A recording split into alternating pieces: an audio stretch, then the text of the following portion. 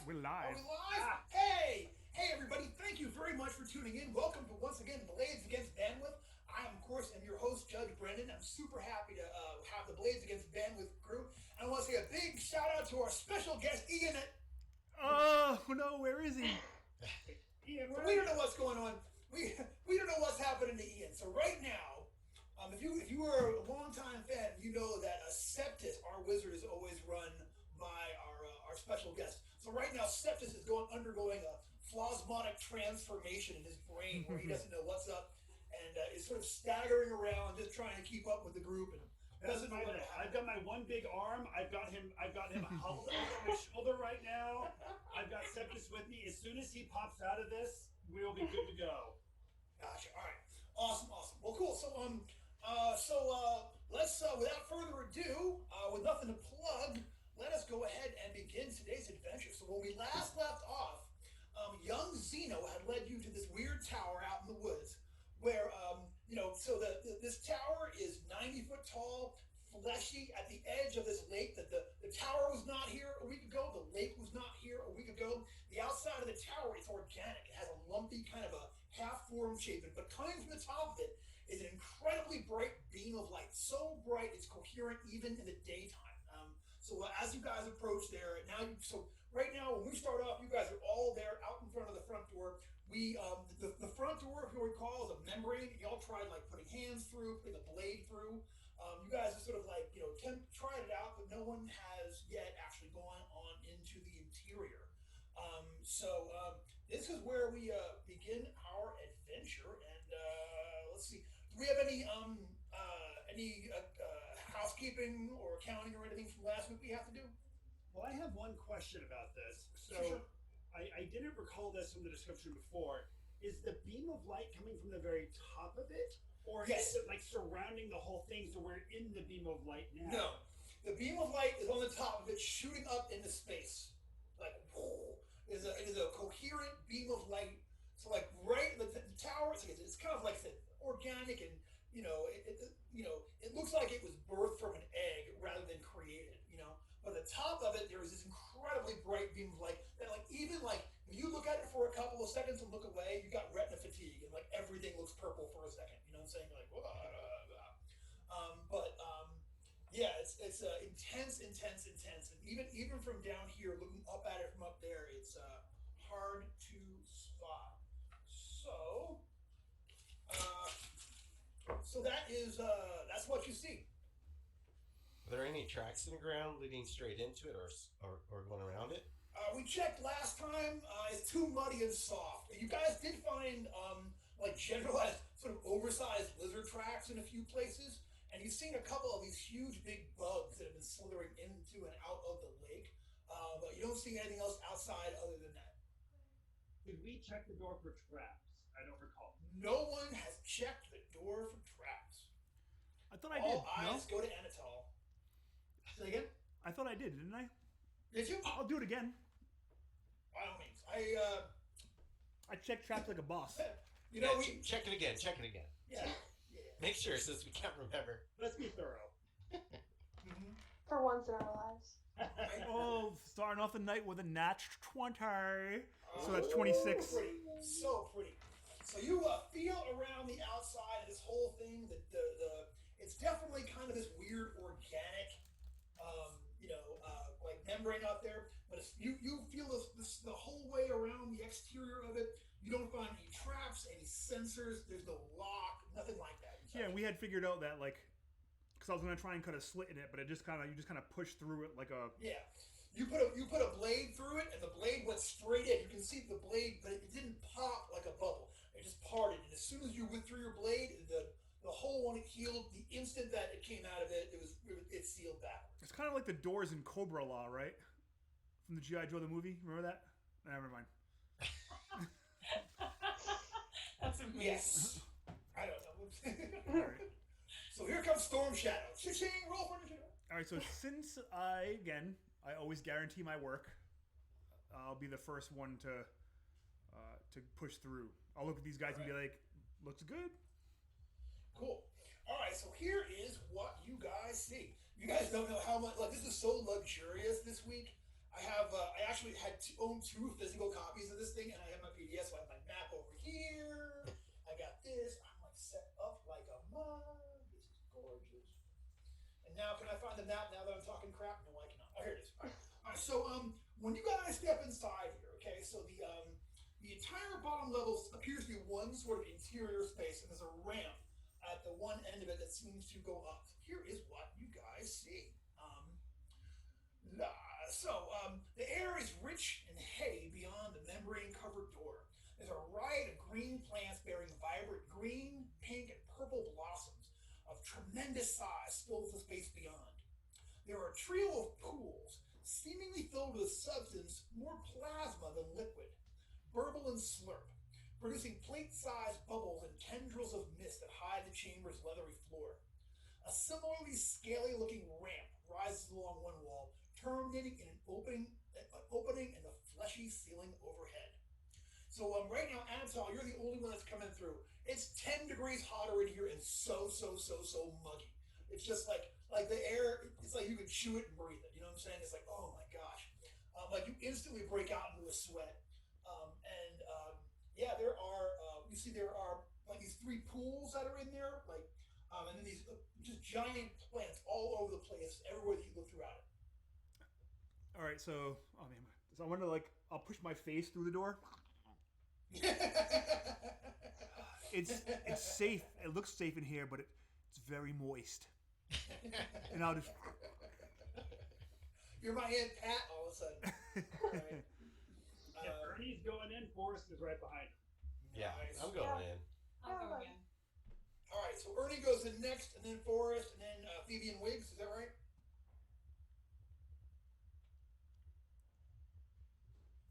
Is that's right. Okay, Yeah. Sorry. I'm trying to get on Twitch on my phone so I can say hey to everybody. Good that nodding's like hard to read. Especially when I'm not looking. On Zoom when somebody's looking. Okay. By the way, Carmen, who is your friend in the background? Oh, Rainbow. the terrifying haunted doll. It's so cute. Mike Evans sent it to me Okay. Amazing. because it's terrifying and haunted. Did you check for traps in the doll? Because I did not, and like it keeps following me around the house. Like I look up. Just like Mike Evans would. Yes. Oh, what if he sent me the spirit of himself? And we can hang out and be buddies forever. essence of Mike in the mail. Well, I mean, you know. All right. So anyway, that is awesome, and it looks like we're always everything always reminds me of 30 Rock. Am I going crazy? Should I get my rainbow wig out of storage? You know?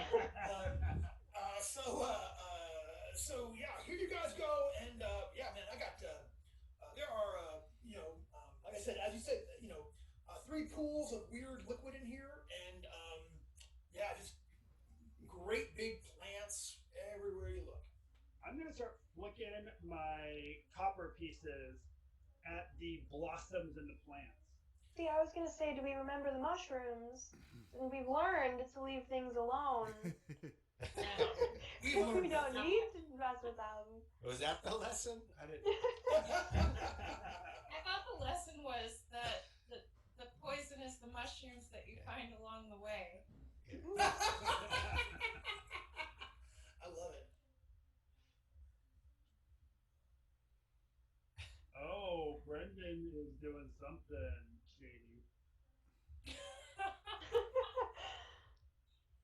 I was trying to use speech to text to say to talk to the chat people and people in the chat room, and it came out as just meaningless gibberish. So I'm done with that. So, although I am up to something, though, I'll tell you what. All right, so you guys all come out here into the inside, and you flick a couple of copper coins at these plants. They react like you expect. They hit blossoms. They kind of move a little bit. Odd color falls off. Say again? You don't know what I expected. Honestly, we're expecting something to just like eat us immediately. So Yeah. Exactly. That's what I was expecting. the normal. So is the how good part. high size this room? And you said there was Also a fleshy ceiling. Yeah. a fleshy ceiling, Yeah. and then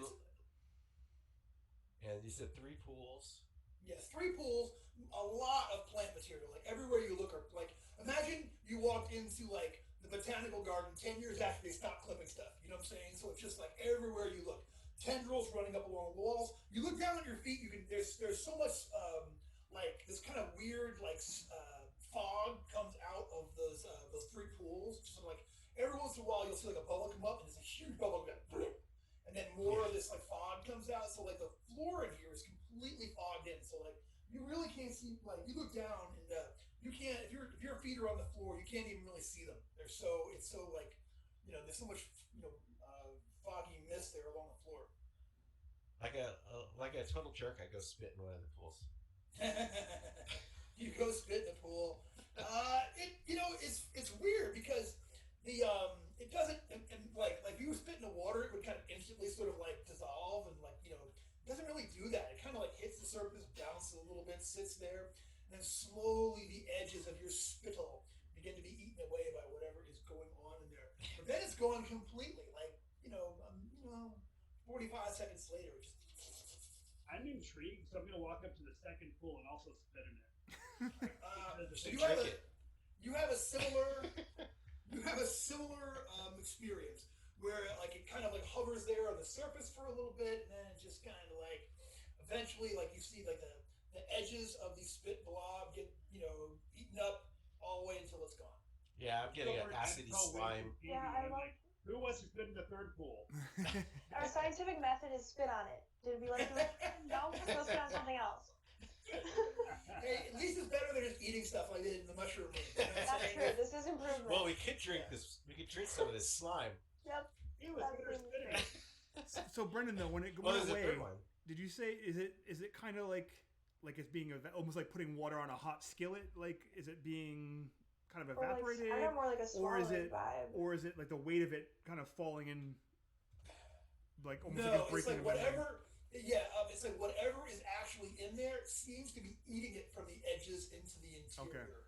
So it just seems to like. Like It it's doesn't getting pop acidy little- slime. thicker than the texture of our saliva, and it just slowly kind of envelops there. And the paths, I'm assuming, will kind of wind through these ponds. I'm gonna Yeah, ask cool. Wiggs to borrow a finger. Oh yeah. So Brendan, I'm gonna stick a finger. Handful. Stick a real finger in. I'm gonna use like my thieves tool, so I'm gonna try and get some distance between me and the finger, so it's not me holding the finger and putting it in. But I'm gonna chopsticks the finger and like dip the finger into one of the pools. Is this the Dak's pool, my pool, or the third pool that nobody has spat? I'll do third pool. All right, so you wander over to the third pool, and you are going to go ahead and so you using a couple of sticks like a chopstick kind of thing, you hang back a little bit and you plunk that thing in there.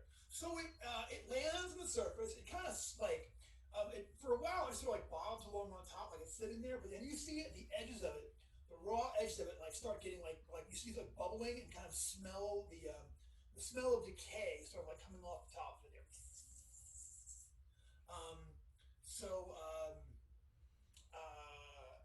So that is what you see. This is slowly the thing starts to like it slowly starts to sink after a while, and the edges again continue to dissolve, and yeah, it has that kind of like chemically smell of something being dissolved in a very strong, or a very mild acid. You know what I'm saying? So there's that kind of like wisp of like oof, sulfurous kind of organic sulfurous kind of smell coming off that, and yeah, you can see bubbles like starting to like come up from the slowly submerging dead finger as it sinks its way to the bottom of the pool. Okay. What the plant matter stuff? Are there like little clumps of woods of? Yeah, there's like plants? all like yeah, there are several different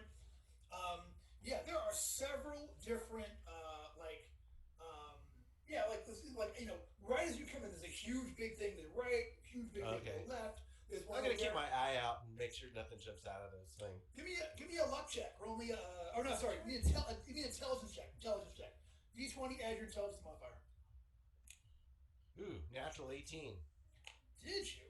You know what? So you, while everybody is up, you're kind of hanging back by the door and kind of like watching, like after you kind of like look around and for a moment, like you look at one of these planty things, and like all of a sudden you see this weird movement in there, and it's like blinking of eyes, and you realize there's something in there that's incredibly well camouflaged against this thing that's looking at you, and you see it, it sees you, and it's on. So just this first round, just you and me roll initiative. Roll me a d20, add your initiative modifier, and we'll eventually we'll add everybody else in. Whatever this thing is, if it is indeed a thing and not just an illusion, it's going to go on 13. I have 18. Look at you on fire. I can't assume the thing is going to attack me. I'm going to make sure I say out loud, guys, we're not alone here, and I am going to.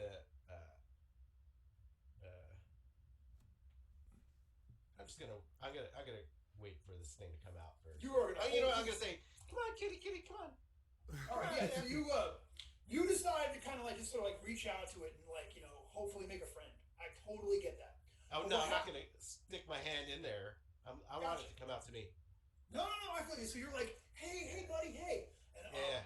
So like while you guys are watching him do this, you see coming up from behind, from the other clump of plants, another one of these things charges at Ernie from behind.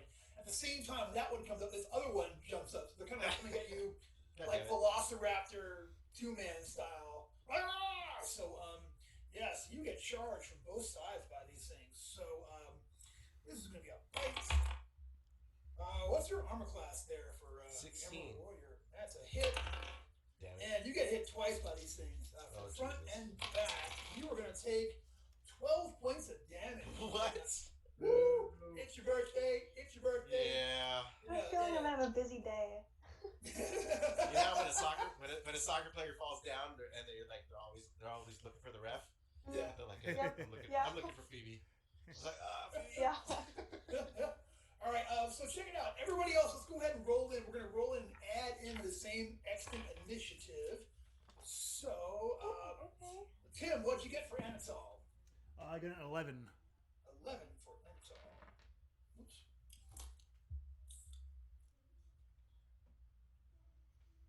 Okay, and Wiggs? 12.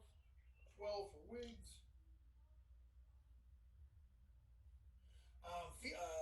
Phoebe? 19. 19 for Phoebe. Look at you going first.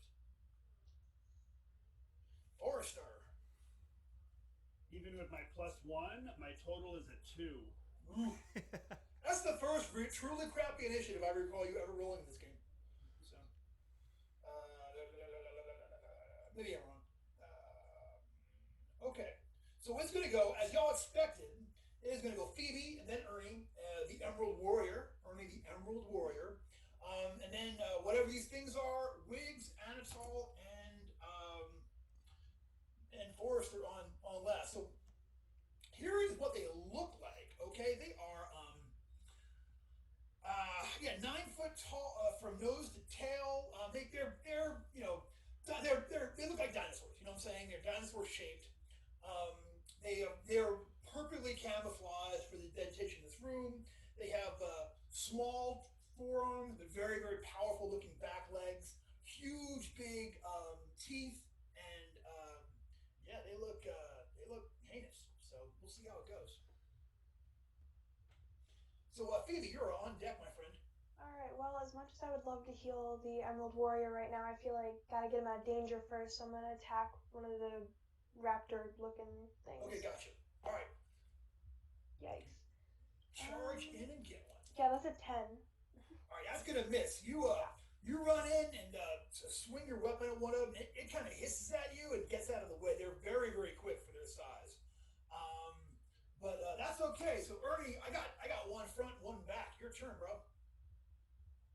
You're muted. You're muted. Yeah. I'm gonna go and do a pushback. I'm gonna knock one of these guys back away from everybody. Gotcha. All right. And oh yeah, I got a 4 indeed. Boom. But not the greatest on the attack. I'm using the rune blade. It's still a 14, 18, 19, 21. That's a pretty good hit. You know what I'm saying? Yeah. And I got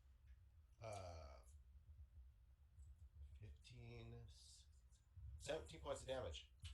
Okay. I rolled max, almost max, except for the Yeah. attack roll. Roll me a luck check. Roll low. Roll. Where's my other 2d20?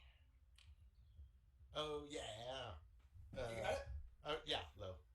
I rolled And- 6. Gotcha. Turns out you killed a smaller one. There was a yeah, you actually come up with a Baseball rude way- batted him out Yeah, and shove it back away from you, and to death. yeah, and he kind of staggers back. Blood erupts from its chest. It falls over and lands next to one of those plants. And it's so well camouflaged. As soon as it falls down, you have a hard time making out where it begins and the other one ends. And I look at the other one in the eye, and I hope for a morale check. I don't know. He's pretty pissed. So here it comes. Okay. So you look him in the eye, and he kind of leans back for a moment, and then it is his turn. Yeah. Bites me in the face. Actually, he spits his giant glob of heinousness at your mug. He's like, y'all want to spit in some pools? I'll show you some spit. I deserve this. Yeah, that's a natural 20 for me on the God damn it. crit with a spit attack. Right in the mouth. Head and let's see. Yeah, go ahead and give me that. See what your save and throw is here for this action. Reflex? Yeah, I'm trying to see what the save throw is. It's the fact. Sorry, I thought I had this. I thought I had all this figured. Yeah, DC 11, fortitude save. Fort save. Failed. Yeah. So you're going to take 1 point of damage, and you are paralyzed, and we will see how long you are paralyzed for. Here in a moment. So.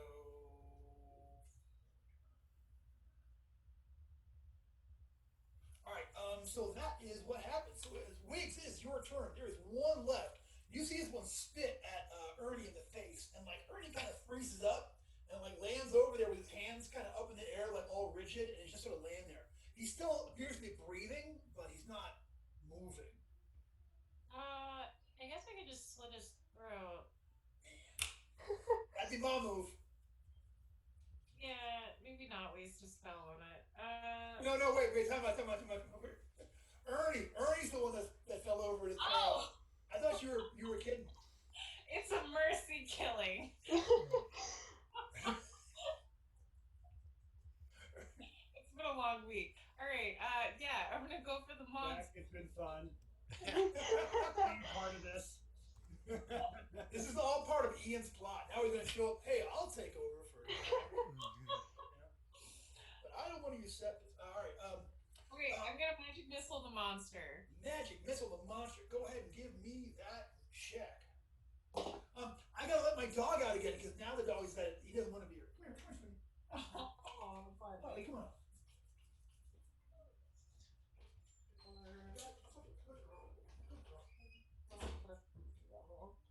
And I'm at full luck, so if you need any additional help, just let me know. I rolled a 24, and the next one up is so much further out. We won't bother. I think this will do okay though. It's 24 is pretty gross. 24. One single powerful missile is going to do 4d12 plus caster level damage. So still blue plate. Yeah, 24 might just do it. Probably. We'll see. We'll see how it all. For the love of goodness. Nice one. Roll it up.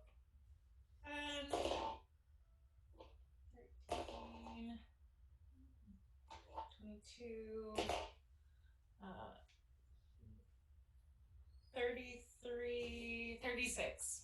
36 points of damage. Yeah, that's not. So you zap this thing, and it just, you for a moment, you see it's like you blow its spirit out of the back of its body. You see this ghost, dinosaur flies backwards into the void from the force of your magic missile. The body falls over, lifeless. So there was that guy. So what are y'all all gonna do? we done playing with all the stuff in this room now that did we see how that worked out? We're good. We can move on. Are we gonna spit in some more stuff? Yeah, you guys still want to spit on stuff or? I want to make sure that there's no more of these things that are ambush us. Yeah. Yeah, I was All right, kind of looking out for us and got attacked to death. I don't know. Oh yeah, I can't even talk right now. I need help. Oh yeah, that's right. My body's just laying there stiff. We're all just having a conversation, then we're like, oh yeah. All right, should I try and heal you then? Should that be what we do first? Yeah. All right. So you're specifically gonna you're gotta deal with specifically paralysis heal the first. heal the paralysis. All right, gotcha. All right. Paralysis first. That's an 18. That should probably do it. What's your alignment? How many dice? How many dice is that? I think 2. You're neutral, right? Yeah. Yeah, then 2 dice. Okay, so that is not a failure, but it does not heal the paralysis. You are looking for 3 dice.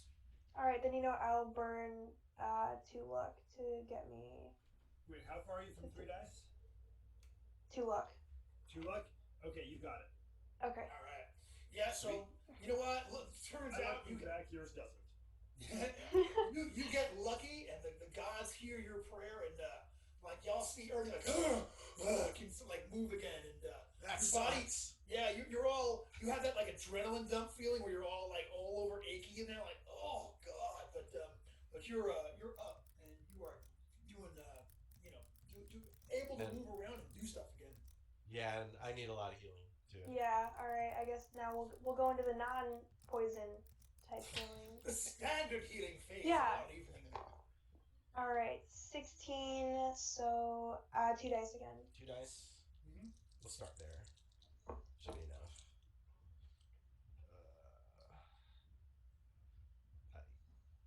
20. Yep. More Good? than enough. Thank you. All right. Yep. I'm back See, I to- wish I could blame it and be like, see, it's why you don't touch stuff, but it wasn't his fault this time. No, it sure wasn't. It sure Yeah. wasn't. They were. I mean, I guess I could have been a little bit more. Yeah, it doesn't matter. It's fine. Magic Myconoid in the That's me. comments. Oh, that's you? Yeah. Oh, okay. Magic Myconoid. That's hilarious. All right. It's both. It shows both of my love for male review dancing and hallucinogenics. In one tidy Yeah.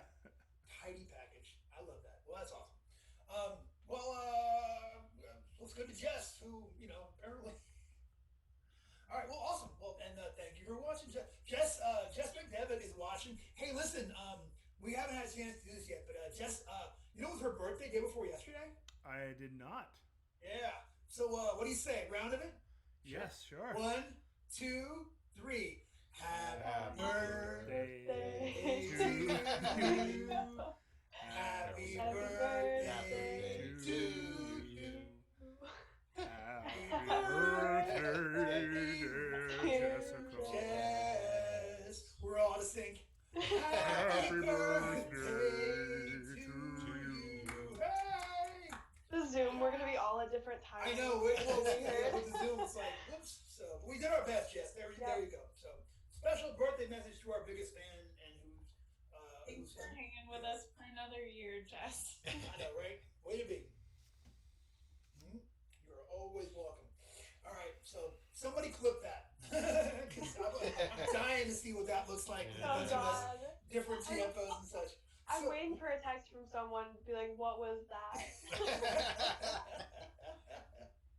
Such an auto-tune. Images. I think it would be a better gift not to sing. All right, I hear that. All right, fine. No one likes a critic at all. Yeah. I mean, we're playing. Thank you, Spawn Root, for keeping an eye on our vocal stylings and such. What can we do? Go do our best, right? All right, so so these creatures are down. Ernie is back and feeling better and up and around. Yeah, man. So what's the deal, Pickles? So I think if I could take a moment to collect some of these things' teeth, because it might be worth something to sell. Who knows? Be like, yeah, these things are some. Sure. I feel like their skin's gonna be worth more. It was some pretty psychedelic stuff going on. And I'll check out this scaly ramp that's leading to the flesh hole in the ceiling. Yeah. Okay. Antal, you get some teeth from this thing. It takes a minute, but yeah, you can totally see, totally possible. You can get 64 of them. I don't want to spend that much time. I'm just gonna bang a few. You want to spend, yeah. Get a couple of big ones up front. I got you. Yeah. Forrester goes there and looks at the edge of the ramp. The ramp definitely goes into the next level of it, and there's no door, not even a membrane, like that membrane that you went up from the first section. So you are looking directly up into the next level. The only thing you're not on the ramp, you're just there like looking up. The ramp kind of goes around the whole edge of the wall, so you can't see all the way in there, but you can hear bugs from in there. You hear an insect kind of a drone. There were some insects down at this level too, these great big dragonfly looking things that were flitting about, but they weren't making any noise. You hear something up there actually making a sound. So that's up this ramp, and how high is ramp goes. You know what? The ramp is it's weirdly built. Okay, like the ramp is for the distance. The ceiling is only like 12 feet up, but the ramp goes almost like 24 feet, like around this whole corner of the thing. So it's a very very slow rise up there. Like the angle is very low. Like it's not like it's like so. And so there's like nothing to keep these raptor guys from going up there? It looks like they were allowed to visit up there, unless they have those invisible collars like my cousin's dog, then, which, who knows? Unless it's some kind of situation like that, no, you do not see anything that would have kept those things from going upstairs and just trying to scrounge a meal or whatever. We could grease the ramp after we get up. I'm not too worried that there's more coming up, but I'm just curious. Mm-hmm. You guys, you look around and you don't see any more, but again, they were really well camouflaged, like super hard to spot down there. I think if there were more, they would have taken that chance to attack. Yeah, I was just wondering if there was anything keeping them from coming up, because if there is, we don't see it. Other than just the intense fear of whatever's on the next level. Yeah. Bugs. I hate bugs. I know, That's right? all, I guess. Alright, then are we going up? I mean, is there more? There's like there's other little nooks and crannies to go and check on this floor? It's all one big room, so you can spend some time sort of wandering in and out of the plants and take a look at all of them, retrieve the copper pieces that Forrester threw if you want to, but you sort of like, you kind of meander through there. It's not that big, so you can kind of walk through it a couple times to and fro, and so you feel like you've seen everything, like. The plants here are amazing. Any of you have farmer or plant backgrounds? The closest I was a shepherd, but yeah, you've never seen anything like this before. Like they're completely like, wow, what are these things? But you're not an expert. I mean, your sheep would probably have eaten the crap out of them because they ate the crap out of everything. But other than that, you don't have an opinion on these. And that is. You guys want to spend time exploring this floor, or I mean? I'm good to move on. But searching, make sure we don't miss anything. Do you guys want to spend that time, or do you guys want to just head up? I think so. I'm good for just heading up for now. Yeah. Okay. Oh, here's somebody's coming in. Hey! Oh, look at this.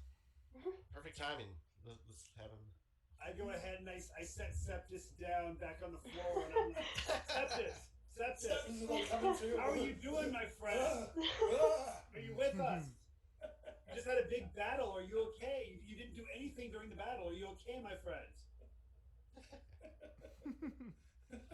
Oh, you forgot about Septus. I didn't forget. If player's not here, character doesn't step in. That's the rule. No, he was on my shoulder the whole time. Yeah. That's why I had 2 initiatives. Seth just woke up from the worst hangover he's ever had. Like, where the hell am I? Are we in a dungeon? What's wrong with you people?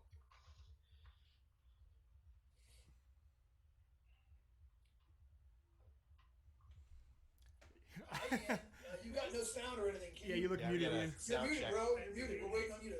We don't hear anything. So. Ah, there we go. Sorry. Ladies and gentlemen, Ian McGarty. So my quick introduction for Ian, since he was my guest, is Ian is one of the founding members of Silver Bullette, which is a small indie game company. They do some old school and 5e versions of their own adventures. They have a really cool kind of like winter survival kind of Hateful Eight thing going on with. Just remind me of the title. I forget the name of the title of this book. Our last one was Creeping Coals, was our last Kickstarter. Yeah, that was kind of the thing meets the Hateful Eight in the middle of a blizzard kind of thing. It was creepy. Ian was also, so I met Ian at probably Total Con. It was one of the cons, but probably Total Con because that's our local New England con. Ian's a New Hampshire guy. He's stayed away. You also used to do some playtesting for Brendan, right? Because you would tell him how much his stuff sucked. Yeah, well, we played a lot of X-Crawl, so I mean that's really how I know Brendan was. Like Pathfinder, like pre-5e, we were like exchanging emails and shit to try to hassle him about X-Crawl and that stuff. So and since then we've known Brendan, played with him. When did we actually meet? I was trying to figure that out. Shoot, face to face was probably a Gen Con. Was it Gen Con? Like maybe the mid 2000s. Yeah, I was gonna say. I think earlier than that. Yeah, it could be. I mean, I'm old now. I don't. Yeah, I hear you. All right, so we've rolled in a little bit. But here's the thing. So you're playing Septus. So Septus has these spells, and when he pops out of them, Septus once again finds himself. His personality is a little bit changed. This is like part of the Flongston effect on his brain of all the magic and such. And also all of your every time you have a new player, all of your mercurial effects reset. So you will have new mercurial effects for all of your stuff and a slightly different personality. But you remember that you have come here to this weird mystical tower, and somehow you've officially breached. You were inside, and you find yourself in this very hot, very Hey guys, everybody else is black. No, I know. I'm fixing us. Oh, okay, gotcha. Cool. All right. Turning my camera off for a second. Did that cause that? No, it was when Ian came on. It's me coming in late to you. Gotcha. Way to be. So Actually, Jeff, when you turned it off, it was fine. Oh, so, great. So it looks like the pinning thing works. Awesome. Glad to hear that. And Tim, thank you for fixing the internet for us, man. That's awesome. That's a no prize right there. That's a no scroll right there, I think. So Ian, fixing Zoom. You just came to consciousness in the arms of a hobbit with one gigantic strength 18 arm who just lowers you down and shakes you back awake. I will reach out and gently stroke the hobbit's cheek. Look around. Where are we? Hello, tall friend. We're inside a fleshy tower. If I knew it was going to be this kind of a dungeon, I would have dressed up. I didn't know we were, doing the thing. All right. So you wake up, you look around. There are two dead, man-sized dinosaurs sitting there. You see that your stalwart companion, Ernie the Emerald Warrior, is cleaning gook off the front of his helmet. That's just all in his crap. It's I'm sorry, I'm fascinated with watching as we get moved around. Ooh. Almost there. Shifting. There you go. So what you have come to, and so everyone, these creatures have been defeated. This room being checked out. Are we going to do anything else down here before we try going up further up the ramp, further into this strange tower we have discovered? I think we're good, but then again, you guys like to poke and spit on stuff a lot, so let me know if you need any more time for that. I can't believe no one's eaten a plant yet. I'm just waiting on. Why'd you give them the idea? I was hoping they just wouldn't notice that. So Brendan, remind me. So who wrote this module? Because depending on who wrote it, whether or not I will. Metagaming. None other than my homeboy, mighty manly Michael Curtis wrote this one. Don't eat it. It was written for Free RPG Day. I forgot what year. Free RPG Day, maybe 2013, I'm sure it's safe. You wouldn't want to kill anybody on a free RPG day. Oh, that's so cute. That's right. It's very safe. It's really, really safe. Oh my gosh. Yeah, safe as hell. It's safe as house in here. I mean, if it were a Harley, and like both were TPKs. if it were a Harley thing, I would probably eat it because there's an equal chance of it being awesome and horrible. Yep. I hear you. But yeah, anyway, I've actually, now that I've run enough Harley things that like he's really like, I would say he's a huge influence on me on designing stuff going forward. So everyone, check out my new horror adventure, which is going to be out soon. But if you find any mushrooms in there, I mean, go around, skirt around. But yeah, this is a Michael Curtis joint, and Mike Curtis, sure. Yeah, I'm a huge fan of it. It is, but you know, we'll see what happens. So so have we walked around and explored this floor yet? Or yes, I we know. have walked. Okay, so we did. Okay. Yes. Wasn't sure if we actually did. I thought we were speculating if we did. No, you guys wander through the whole area there, All right. and you know, Forrester looks upstairs, like looks up to the terminus of the ramp. It goes directly into another chamber at the top of this place. Yeah. But yeah, and it's all. Yeah, I'll head up. I will keep my eyes open for anything that looks like it might be trappy. Okay, so you get to the top there and sort of poke your head there around the top. So here is what you see.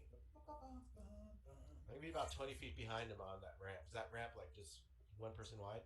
No, you could probably, let me take a look here. I mean, I'm standing No, like you 20 can- feet back anyway. Yeah, you could definitely get, you could definitely stand two abreast on the, you can actually go, like the ramp is like 20 foot wide. So you can actually, they're low, and it's, you, in fact, Ernie, as you look at it, you do not think that these things were designed by or for humans. Because it's weirdly built, it's super, like, why is it this wide? Why, it's a weird use of the space.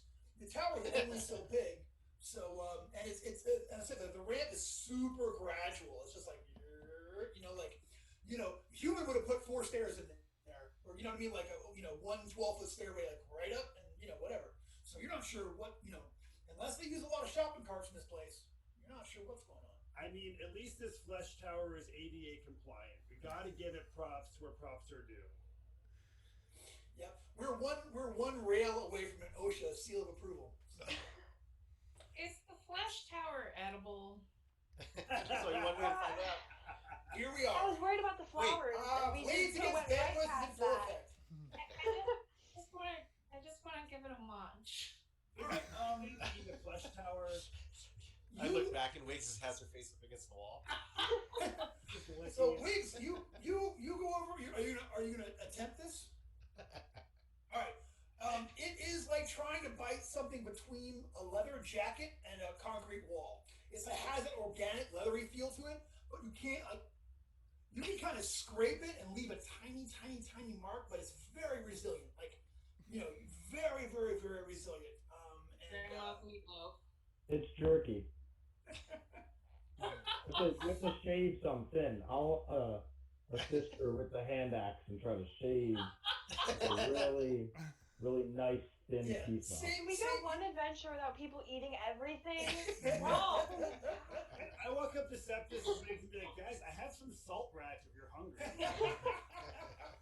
I will say, with some work, Septus is able to get a strip off the interior of this wall, and it's heinous. It's like it's like you've discovered, oh my god, this is just like that shoelace I tried to eat that time back in the army. Yeah, I am not trying to eat it. I will present it to Wiggs. Thank you. Yeah. I thought it would be more like gummy candy or like Tide Pods or something. I know. It's happy. Yeah, but instead, it's like something like a shoe you found in the back of a closet that happened to be in a dumpster. So Okay. it's just P.S. It was a dinosaur shoe, so I don't know what So as Anatol watches upon this in horror, Yeah. he's gonna slowly turn around and go back and like make his way into the next floor. All right. So you make your way up there and take a look inside. So the ramp debouches into a warm, humid space lit by dirty sunlight shining through membrane-covered windows. Same kind of membranes that you seem to like go through when you at the front door. You know what I'm saying? They look just like that and such. There are several hammocks crafted from immense woven leaves hang along the walls. The floor bears a number of mats, similarly crafted from interlaced fronds. Bowls and gourds containing water, fruit, and raw meat are arranged on the mats beneath small clouds of buzzing flies. 3 large apish creatures crouch here as if anticipating your arrival. Similar to gorillas, but bearing longer, matted hair, each of the brutes bears an odd protuberance at the back of its head. These gray-colored lumps resemble 2-foot-long fleshy sacs that pulse obscenely with life. So Anatol, you kind of come over here and take a look at these things, and like the 3 of them are sitting there as they come up, just like waiting on you, and it instantly jumps off. So so let's go ahead and roll initiative. So right now, Anatol, you're the only one that can see them so far. But everyone, go ahead and roll for initiative. Oh man, second nat 20 of the night, but it's wasted on initiative. I mean, it means I get to go first. Wasted. Yeah, and not get murdered by giant apes.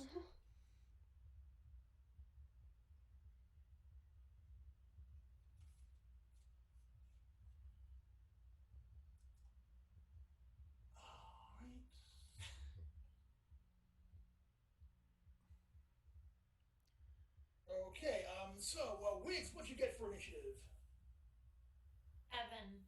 7 for Wiggs. Septis, what'd you get? Septus goes at a respectable 5. 3, 5. Love it. Ernie. 6. It's a little better. Yeah. I'm busy watching Wiggs eat the wall. Phoebe. Solid 5. Solid 5.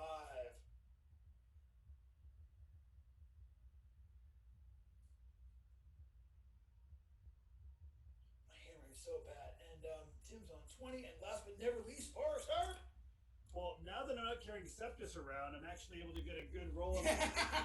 So this time I got a 19. Look at you, Rockstar. All right. All right, so Anatol, so the rest of you guys see Anatol like look up there and kind of put his hands up, and all of these like these 8 things are just sort of like squatting down, like giving you the eye, and that is what you see. So what are you gonna do? You totally, even though they were ready, you have to jump on them with your amazing nimbleness. So I mean, are these like super huge muscled gorilla types? Are they more like kind of mixed between human and like an ape-man kind of live? I mean, they're how big. terrifying are they? They're okay. These are exceptionally terrifying. Okay, so they look like if they were to stand upright, they'd probably be like in the 6.5, 7 foot tall, but they're really wide, like linebacker wide. They have like Yeti-like really long matted fur all over their bodies, huge, big, oversized canines, and like it looks like one of them could like open his mouth up and just rip your face off with a good bite. But then you got to add to it, they have this weird pulsing fleshy lump thing on the back of each one of their heads, and like you can only kind of see it from the side of one who you have the angle on, but it's all veiny and heinous and just great big oversized, goodness knows what's hanging off the back of this thing's dome. All right, so I know this is more sounding like a Mighty D dish, but I want to think of a way where. So Anatol, I want to run at one of them and try and maybe, if I can, get on its back. Whether I slide between its legs, kind of jump around it, vault over him. But I want to try and get on one of their backs. And now that you Parkour off the wall. yeah, now that you described this thing too, I probably can't do it both at once. But maybe if, like setting up for next round, if I can like stab it or something, this pulsating Sure. thing. All right. So what we're talking about here is a grapple check. So make a strength check versus my strength check against. We'll call him 8-fellow number 1. So go ahead and tell me what you get on your strength roll. All right. I didn't do very well, and probably not well enough to even bother spending luck. I got a 6. Yeah, you are not going to beat his strength check there.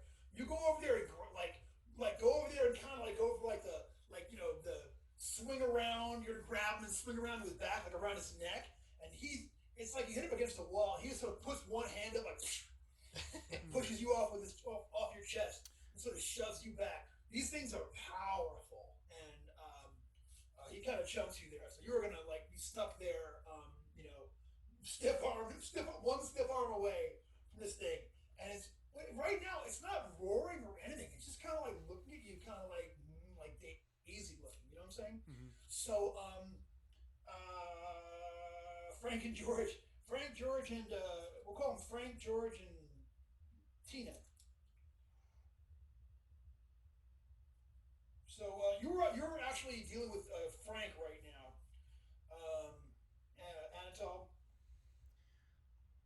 I don't like Frank. Well, I mean, he looks ambivalent about you, but aggressively ambivalent. If you're feeling me, Yeah. There.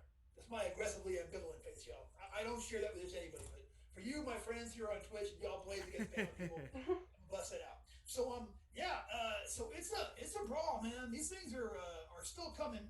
Forrester, you are up next. So you from your position down back on the ramp, you see Anatol kind of skip up there into the room and run in, but you don't hear a scream or anything else, other than maybe some people colliding.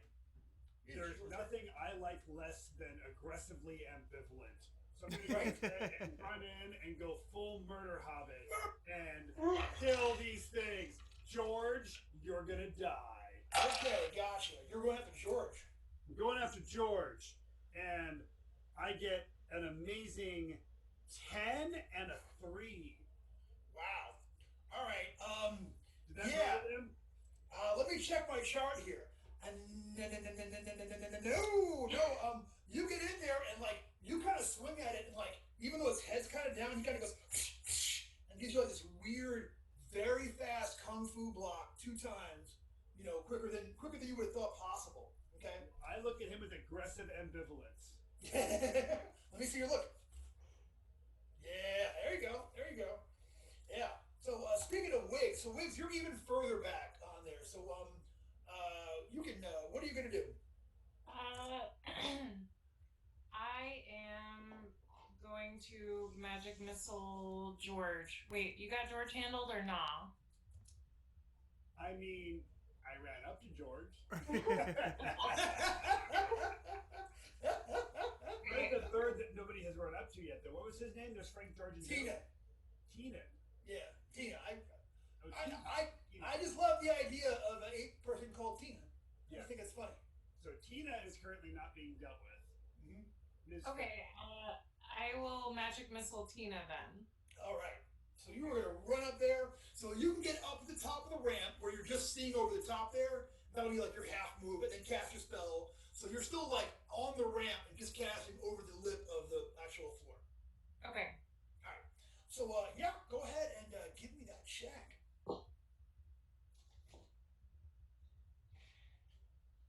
There's a 12. It's very sad. 12 is you'll get 1 missile for 1 point on a 12. Yeah. All right. I don't even know that she felt it. No, I mean like it definitely kind of like you hit it in the chest, and like she looks down and she looks at you, aggressive ambivalence. And so we're going to see how that's going to translate into action. But their initiative is terrible. So it'll go Ernie, then Septus, then Phoebe before I get to go. So Ernie, you are up next. So you're even further back, but you can make your way up to the top there and have a move action. Well, okay. So I'm just gonna attack. I guess I'm gonna help one of these guys out. I'm gonna help. Who do you guys? Anatol, what's your AC? What do you My AC is a 15. Well, whether or not I can still get my dexterity bonus though while I'm being shoved against the wall is yet to be seen. And what's your AC, Forrester? My AC is 16. Oh, so you guys are both pretty tough. I'm gonna go ahead and help Anatol. I'm gonna take care of Fred. I'm gonna go ahead and knock Fred away. We haven't seen these guys hit yet, so I'm worried. Go for its pulsating dome thing, Dak. Okay, yeah, Weird. I'm gonna focus. I'm gonna go and knock the pulsating dome thing on the back of Fred. All right, so let's talk about Frank's pulsating dome thing. Go ahead and you can give me your attack on that, and to directly target this thing and actually hit it, you have to get 3 or better on your D die. Okay, I already rolled and I got a 4. So and my total attack roll is going to be with the sword 16. Okay, so here is what happens. You go over there and run up and stab your sword through the thing on the back of this one dude's head. Yeah. And the creature kind of blinks and sort of looks around and just looks puzzled and such. Well, whatever this thing is, you pierced it and just gut comes out of this thing. You feel like you have, you just feel you don't know whatever this thing was, you have ruined it. You know what I'm saying? You're not sure what it was or what's happening, but the creature is still the monster. The ape thing didn't when you pierce it, it doesn't scream out, it doesn't yell, it doesn't do whatever. It's just kind of looking around So I destroyed the thing that's on its head, but is an ape and he's changed his demeanor? Yeah, a bit. He hasn't actually gone yet. They haven't had an action yet, so we can't really see what all's up, but that's where we're at. Alright. I'll take it. Alright, cool. So Septus, man, it is time for Septus. You make your way up there and that is what you see. Oh, I want to make my way that far up there. Whoa.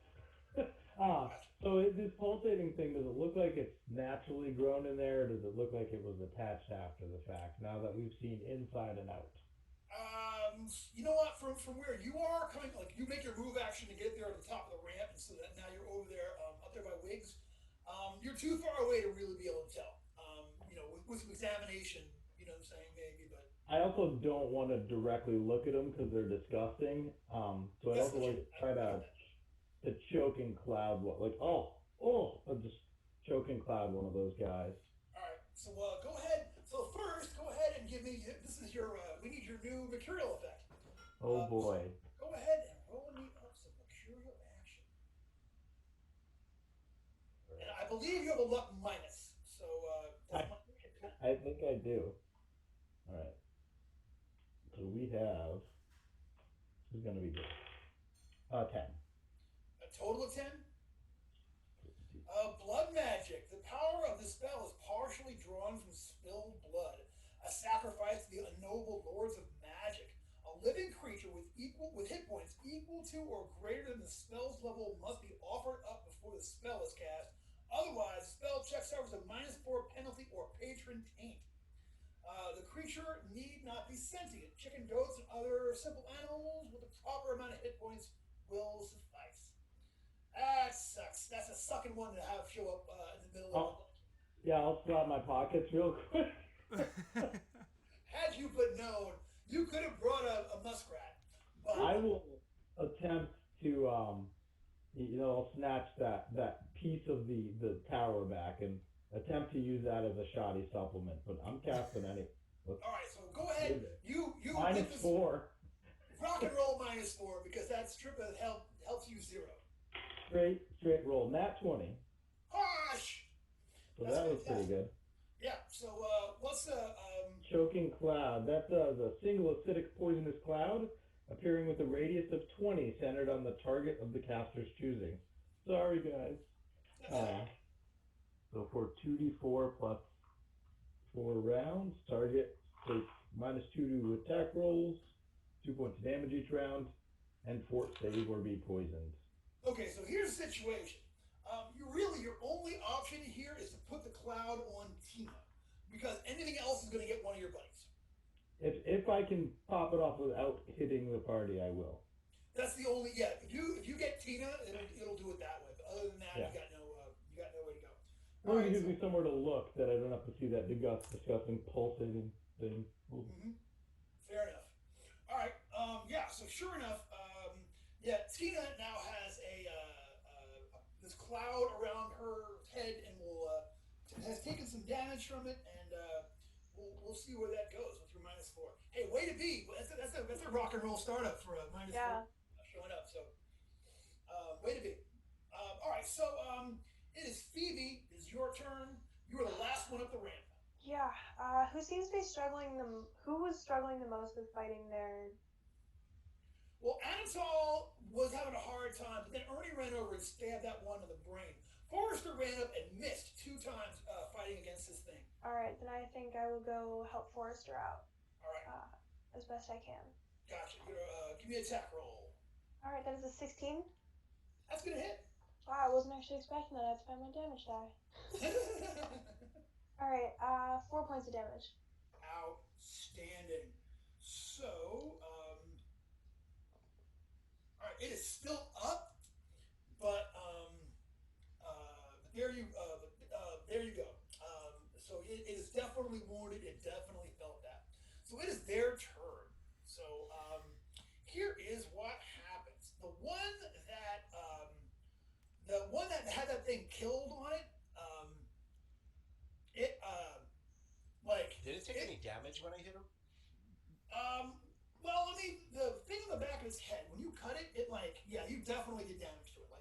You ripped right through this thing, and blood came out of it. But the creature, give me an intelligence roll from where you are, because you actually hit this thing, and maybe you have an answer to 16.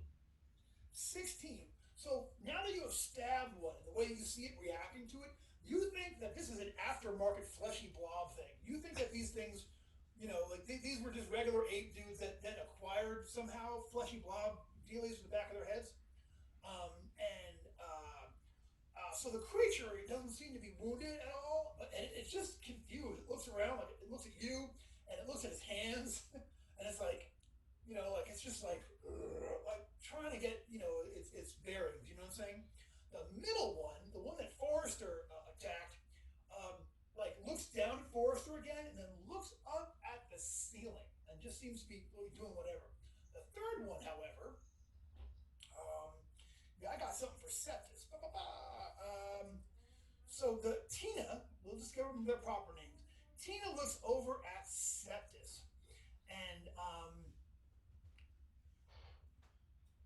what is your personality what's your personality modifier for Septus? That is 0. Okay. Yeah. So suddenly you feel this intense pain in your brain. The creature doesn't seem to make a move towards you, but you feel a searing pain. You take 3 points of damage, and you're gonna need to make me a willpower save, please. All right. That is a 16 for the will save. Okay. But I'm gravely wounded. You are stunned and are going to lose a round of this thing. So you're See what happens? The thing doesn't seem to move. What you guys see is Septus suddenly is and grabs his head and he just you can see the effect, but you didn't see the creature or anything move at all. You know what I'm saying? It happens sometimes when you cast. It's like a migraine. Just give me a minute, please. So this could just be Septus's new, we all know about his mercurial effect problem, so maybe this is his new mercurial thing. We don't know. It's not necessarily gorilla brain attacks. Just saying. All right, but that's it. That's the top of the order. Anatol, you are there now hanging around this one thing that, with a bloody flesh sack with purple gut, streaming down this thing's back from it. The smell from where you are, you tried to actually climb on its back and failed. The smell is unbelievable. It's bad. It's really, really, really bad back here. But it's your turn. So, would this had happened to it, right, and his thing burst, has it let go of me at all, or it's still pretty much pinning me? It has let go of you. It is looking at his hands and kind of So he kind of looks like maybe he's out of the fight a little bit, possibly? Could be out of the fight, yeah. So I'm going to try and get on one of the other ones that is. So Tina's not in the choking cloud, right? Or Tina is Tina in the is in the choking cloud. And so, what is it? Frank's the other one, or was I fighting Frank? Well, whatever the You other were one. fighting. You were fighting Frank. Yes. Yeah, so yep. George,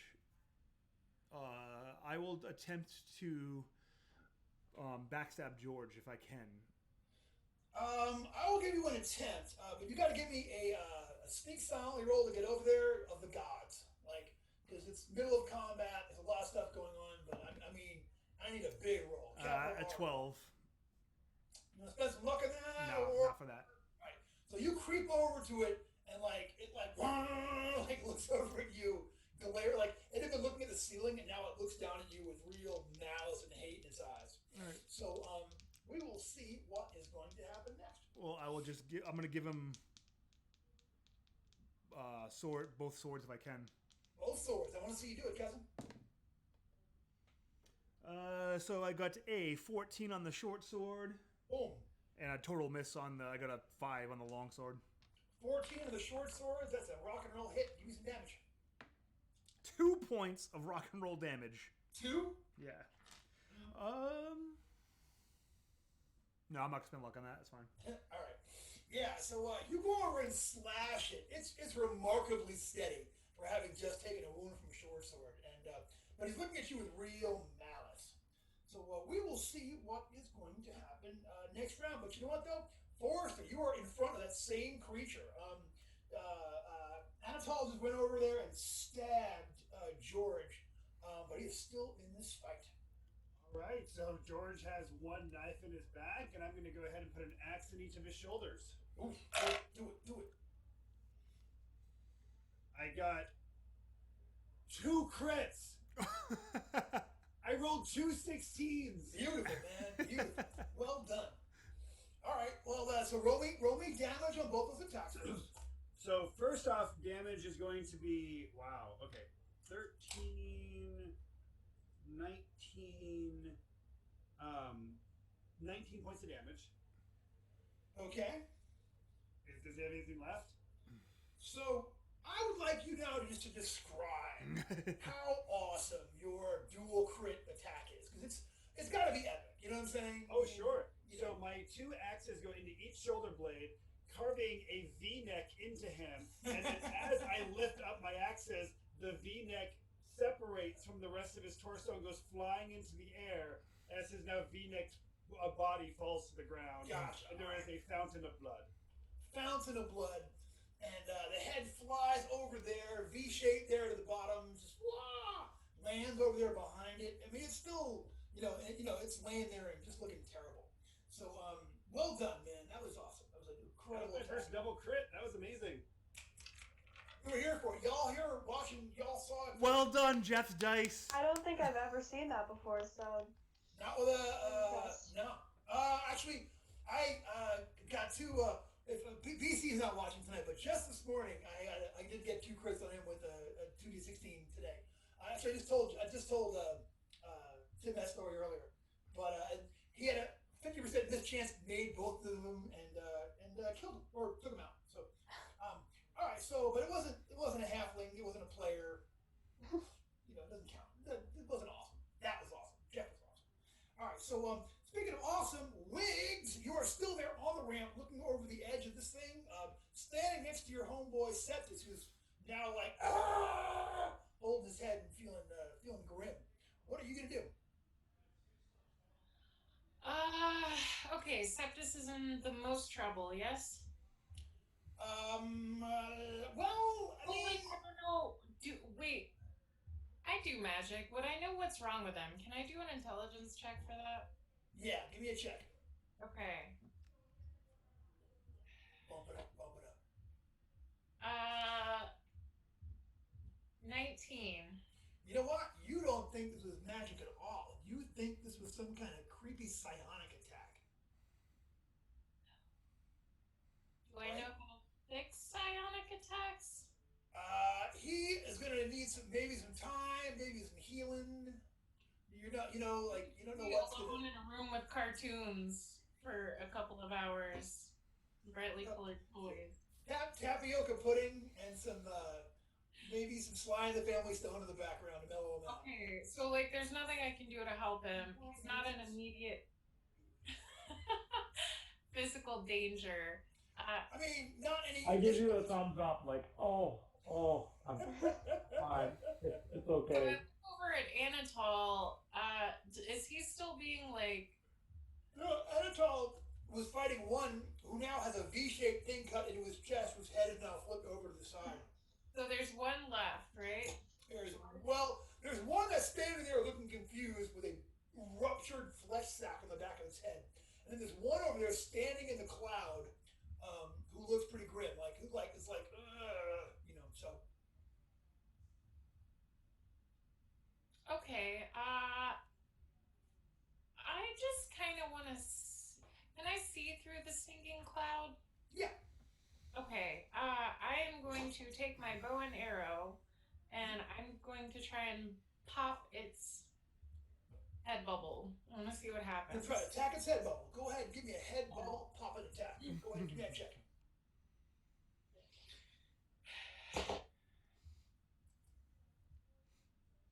25. It's a hit? It's a hit. It's just a keto. Goodness gracious, yeah. Did you roll a natural 20? I rolled an 18, but I have a +7 to my. That seems really high. It is really high. I was born under a lucky sign. Oh, it's the. Yeah, I got you. All right. Yeah. It's We've had this discussion before, yes. That totally hits. So go ahead and give me some damage, s'il vous plaît. For a whopping 2 points of damage. But I mean, that's legit though. That's legit. Does it pop? You definitely wound it, and now it's got like this arrow sticking out of it. Like so you ever see someone who like does their hair with chopsticks? It's got like that look coming out of the back of their head. You know what I mean? It's, there's one arrow there, and it's trickling over, and it looks at you like the thing shakes for a minute. Tina shakes for a minute, and then like gets it together, and it looks at you like, you know, real angry like. So we're gonna see how it's gonna work out. But you know what though? Ernie's gonna save the day, so we'll see what's gonna happen. Ernie, you have last round you stabbed the flesh sack on the top of this one thing, which is now just standing there like, what's up? Yeah. What are you gonna do this round? How far away is the one that Wiggs just shot at? You could make it over there and with a charge attack. +2 to hit, -2 on your AC. But you got to run into the stinking cloud in order to do it. How thick is the cloud? Because it's a 20-foot radius. 20-foot radius. Oh, yeah. It's a good cloud. It's a proper. You know.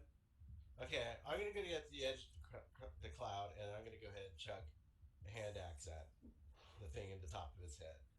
All right, gotcha. Same things. To target it specifically, you got to get a 3 or better on your D die. Totally worth it. Worth the try. And I get it. 4. Nice. The attack is kind of on the lower end though.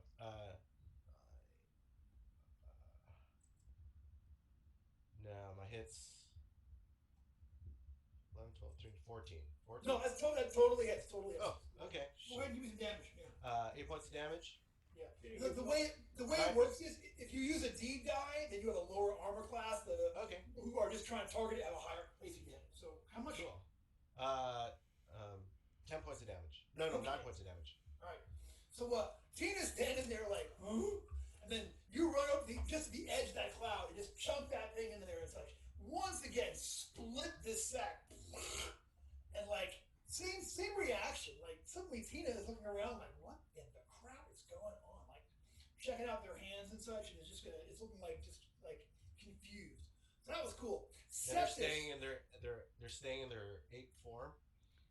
Staying in their 8 form, and they haven't. None of them have moved so much as a step, except that other than to secure themselves against a blow.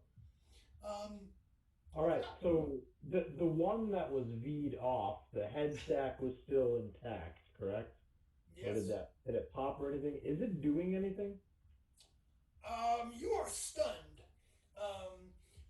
But right now it's just there on the floor. So Okay. it's not like scampering away or anything like that and such. So yeah. So you were going to lose this turn, and Phoebe, it is your turn. Are there any left that are still being aggressive? Well, this is what we're looking at. So, the one on the back of George's head has not done anything this round, and probably, so who knows what's going to happen? They go next.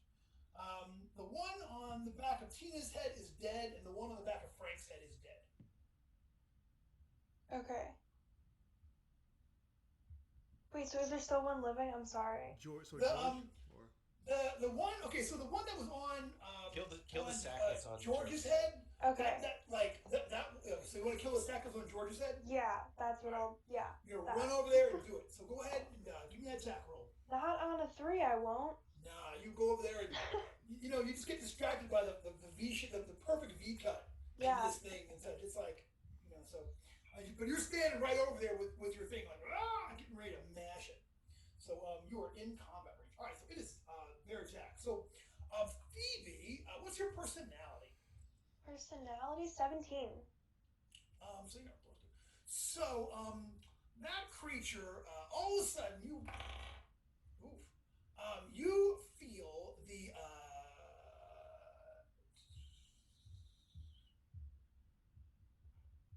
all right. So you feel this thing like attack your head, but like your force of will is so strong that you just shrug it off, like. Rah. So this is the one that's separated. That's down there on the ground. Okay. You just you shrug it off. So the Tina just stands there in the cloud this round, like, oh wait, you know what? It takes 2 more damage on Anatol's round. Forgot. It's still up, but it takes 2 more damage on Septus's round. It took 2 more points of damage. But the one that lost their turn last round, the first one that Ernie killed, like suddenly it shrieks, and it runs over towards the closest one of y'all, which happens to be Anatol. So it is going to charge you in fury. Runs up over to you and is going to try to grab you by the shoulders and bite you on the face. Is its plan. Is it a 16? That'll do it. All right. So they're you still aggressive. are going to take the low damage of.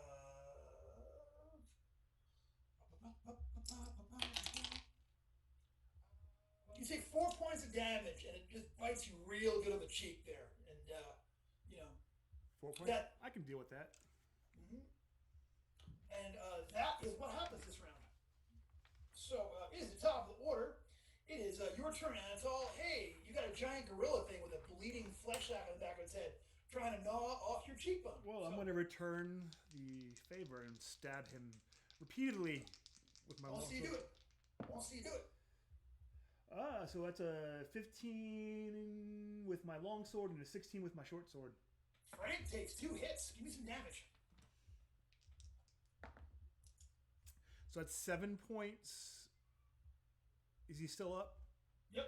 All right. I'm going to spend 2 points of luck. On damage? Yeah. Cool. And do an additional with a D10.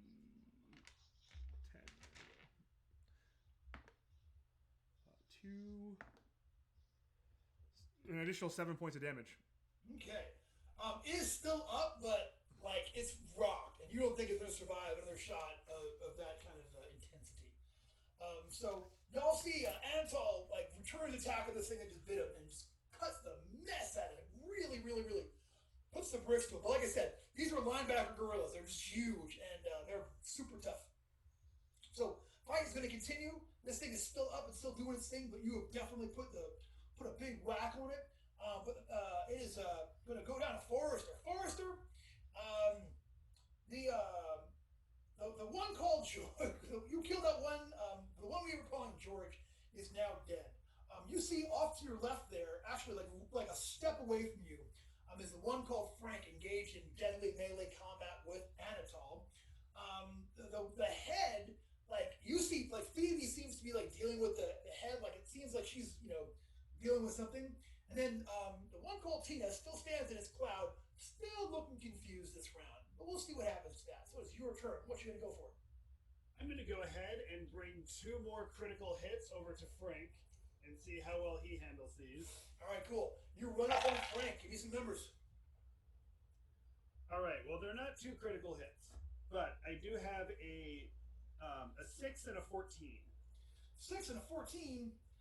That 14 is going to hit. Give me some damage. 1. Well, so you know what though? After 2 crits, you were owed a crappy damage round, my friend. So you run over there and slice this thing. It is still very much alive and furious, but you put it's gonna remember that. You put a shot on it. Yeah. Fight is gonna continue. And then hit him. Fight's gonna continue. It's time for wonderful wigs from the ramp. I guess I will. So Tina's still up? Tina is still up, but the flesh sack attached to Tina took a hilariously awfully thrown, terrible damage-wise hit from his hand axe that Ernie threw. So it's once again, the sack on the back of Tina's head is just bleeding, purple gook all over his back. But the creature seems to still be up. And you saw last round, the one that lost its purple sack guy last round is still in the fight. So you figure it's probably going to attack this round coming up. Okay, I'll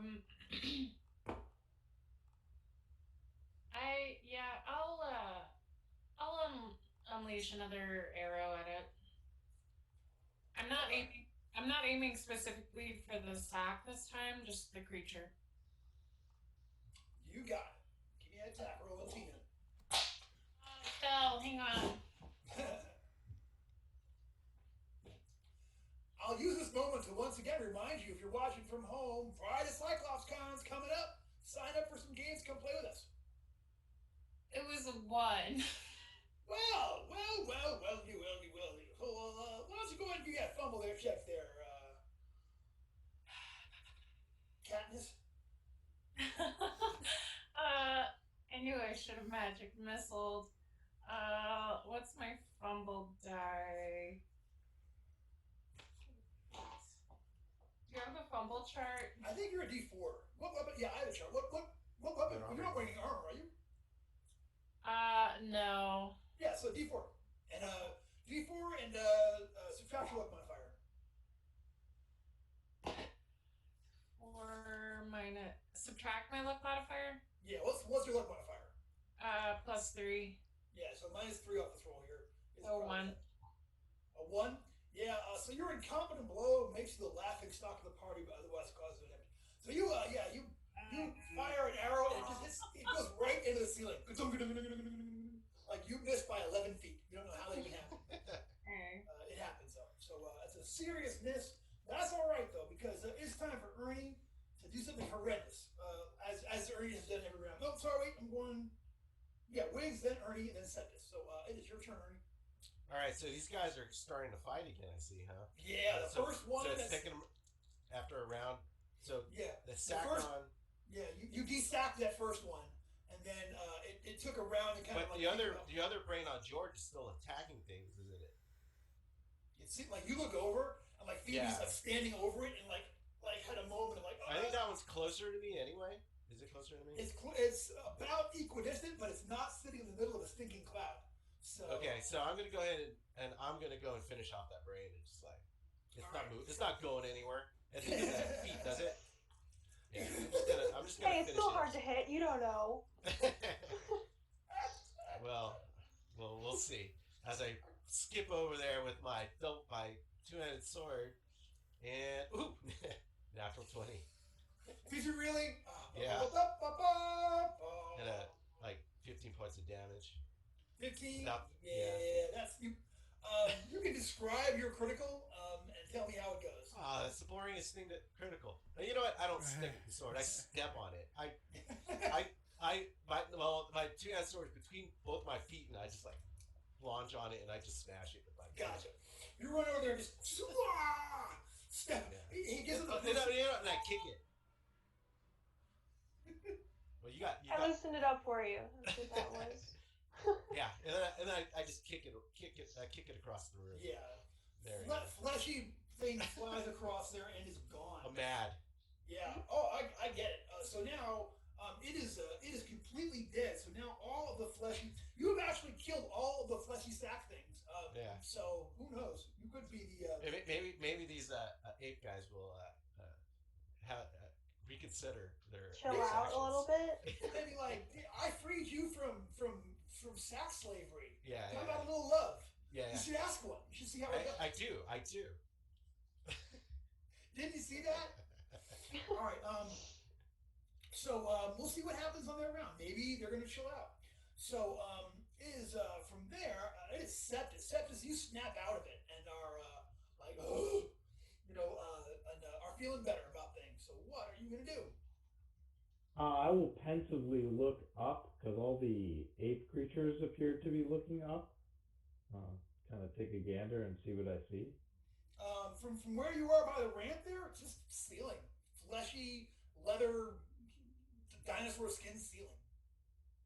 Okay. Can I then concentrate on my cloud to move it higher if possible? You rolled high enough where you can move it. Yeah, it said so. With a concentration check, I can move it up to 50 feet per round. Yeah, give me a concentration check. I have 15. Cool. All right. So yeah, sure enough, you and like you push the cloud up there towards the ceiling and sort of make it spread out across the ceiling top there. So everyone is out of so Tina is out of the range of it right this round. If anyone wants to charge up with them and such, and that is what you see. You don't see any effect this round, but we'll see. Maybe something happens. Who even knows? All right. Hey, speaking of Phoebe, that one that was giving you grief has now just been pulped Yeah. by Ernie, who's just kicked it across the room. What are you gonna do? I think he opened up the shot at Tina specifically for me to go finish that. All right, you're gonna run up on Tina. Oh! Yep. Got it. Oh You're welcome. wow, 7. Yeah. Ah! Yeah. You just keep going on. Just keep running right by. Walk on by. Yep. Yeah. Tina kind of watches you pass. You're like, ah! I'm Yeah. okay, cool. All right. So that is that for that. So it is their turn. So, Frank still mad at Anatol. Here comes that bite. It's gonna get a 10. I'm pretty sure it misses you. Then Tina snaps out of being like, whatever it's like, and it's like, ah! Furious, looking for someone to vent their frustration out on. Phoebe's the closest one. Charges up on Phoebe. Well, you're right there. So like, boom. So here comes an attack. So you get a 14. Does that get you? Just enough. Oof. Yeah, you are bit by this thing. Grabs you grabs you by your arms and bites you on the shoulder. And you take 5 points of gorilla bite damage. Rabies shots after I this. know, right? Like at least. Go down to the school nurse and get your tetanus. Anti-gorilla. Anti-gorillas. So that is what you see there. Anyway, that's both of them. That's their whole thing. So it's top of the order, Anatol. All right, we'll see you do it.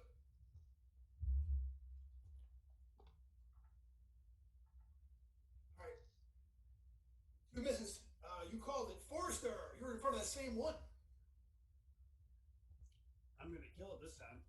All right. Okay. That is a dirty 20 and a 17.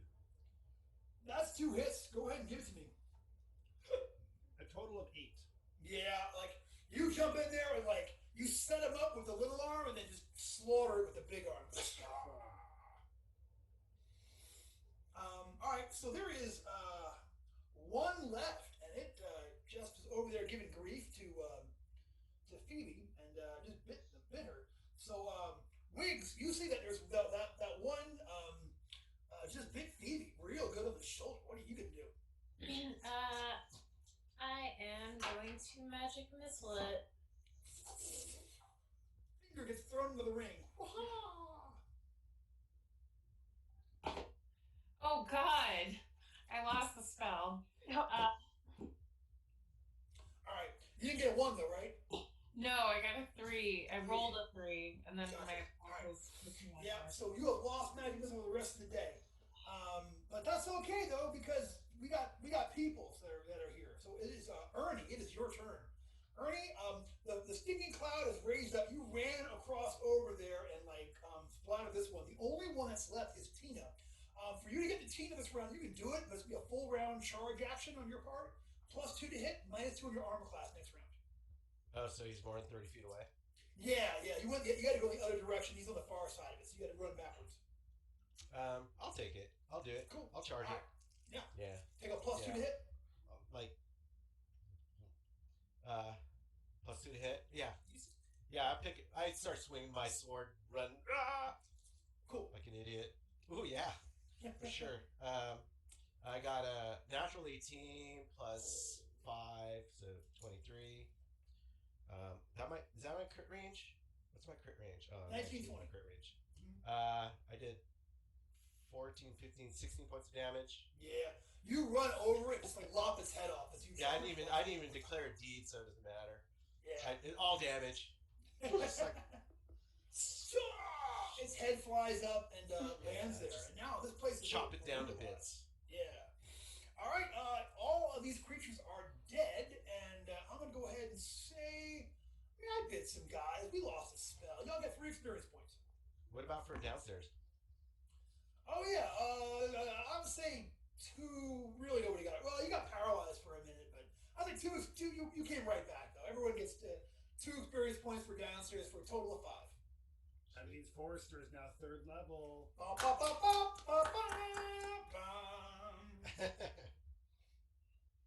Thank you. I'm feeling very rejuvenated. Yeah. All that training paid off. Eye of the tiger. I'm so Brendan, close. Would you like to roll another hit die for me? It'd be my honor. Are you ready for this? In fact, I'm going to use my special ray gun die. Where is it? Okay. You ready for? Can you see? Yeah. All right. Here comes the ray gun. 4. 4. Nice. All right. Thank you. You are very welcome. 11 to 15. Welcome to 3rd level. I love that I've watched all of your guys come out from low levels and such. Maybe you were a late edition, but everybody else,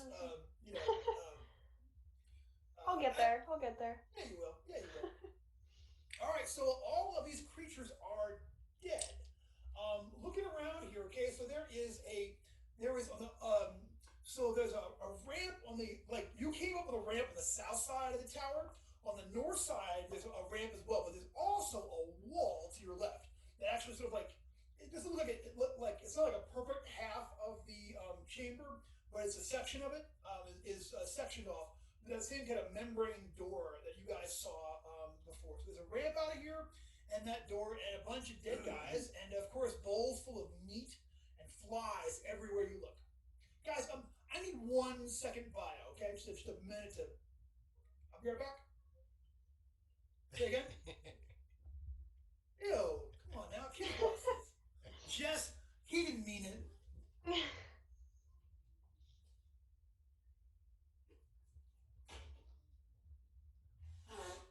So right now Rocky has lung cancer. Who's my partner at Silver Bullette, and was had a third of his lung cut out and such. So we're in the middle of finishing up a zine that we're gonna push out to raise some cash for him. So pay what you want kind of thing. I got a lot of people in there. Greg Gillespie did something. James Spahn did something. Brendan did a character class.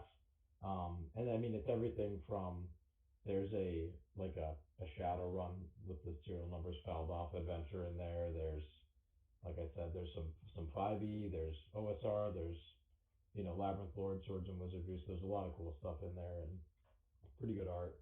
Keelan Halverson did the cover. Let me see, maybe I can share the cover with you if you want.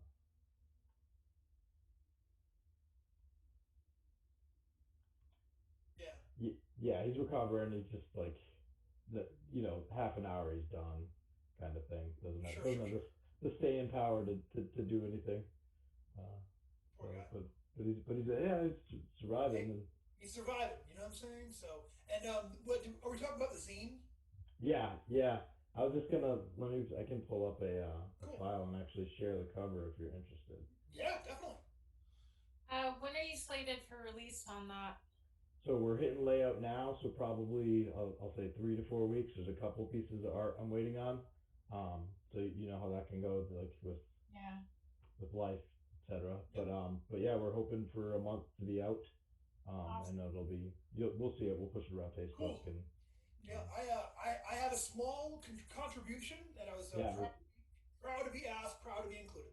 It was appreciated too. Yeah, like Levi Combs did a really great adventure too. There's this guy Gabe Roper, who hasn't written anything that's published, wrote a very, very cool adventure that I'm in love with. It's like, I don't want to say too much, but it's like a celestial space troll that's giant and is like regenerating diamonds. Like he's a geologist too, so you're like you look at it and you're like, oh my god, like it's just very cool.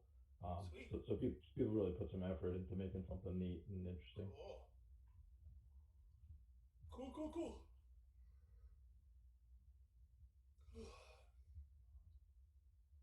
Yes, it's been a long day. I popped awake at 3 in the morning today for no reason whatsoever. So as soon as we're done here, I'm gonna call it a night. So that's all right though. You know what though? I got a lot of dungeon left in me, y'all. A lot of dungeon. It's only 4:45 over here in LA. I know. It's on fire though. Our air's just been smoke. Like our weather, smoke. That's crazy. Sucks. Yeah, it's very scary for all of our stay safe, all our West Coast friends, and all the asthmatics are suffering right now. Oh, I'm sure. God, I can't imagine it's helping anybody who, God forbid, has COVID. Nah, you go out there, your eyes are all burning. It reminds me of the 70s and the 80s. It's called smog. We call it smog. Get a name for it. We'll see. All right, kids. So that is what you see. So there's a ramp on the far wall from where the ramp you came up from is. There are hammocks and mats. There are bowls full of raw meat and all like swimming with flies around them. And then there is another membrane door off to your left. Okay, so the 8 guys live in this room. Does it seem like? I mean, yeah, there are mats here. I mean, it looks like they probably crash here. It's probably like their spot. Is the membrane doorway translucent enough to see through it? You can it isn't. You can only see there's light on the other side. Right. The fact that they kept looking up stresses me out a little bit. Oh right. Okay. Oh, and feedback. I didn't get hurt this. I'm proud of you. I'm gonna start bringing stickers on adventures, and every time you don't get hurt, you get a sticker. My job get hurt. Okay, I'll let these guys poke around. I'm gonna keep guard.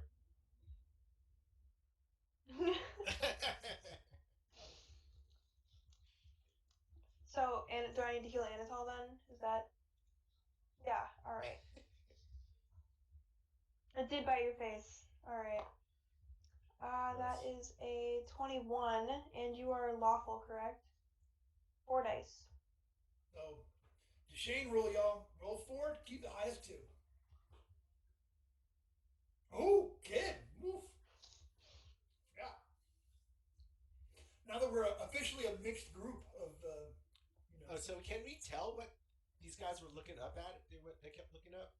Is there anything? There's nothing. You look up and you only see ceiling. Yeah.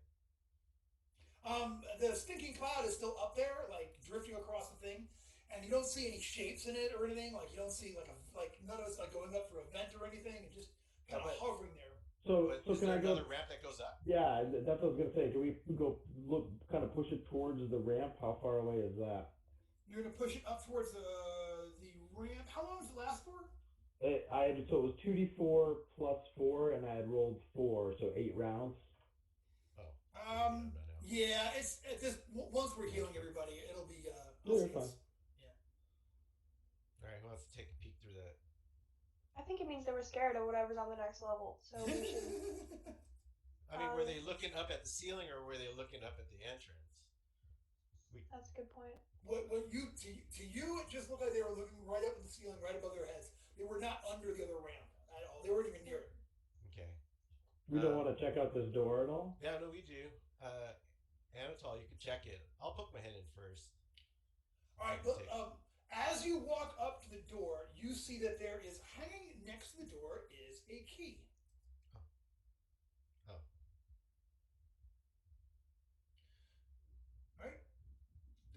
next to the door is a key. It's a large iron key on a ring. You do not see a keyhole. This door to you just appears just like that membranous door that you initially came through when you first stepped inside of the tower. Mental, do you think grabbing this key is in itself a trap? It's That's an X curl action right there, right? Ian, am I right? You know. yeah. It's Give me a fine traps check. You go over there and give it a fine look over. Yeah, it looks to you to be trap free and attached to nothing. It looks like a really, I mean, it's a beautifully wrought key. Whoever did this knew what they were doing. But other than that, Probably need it.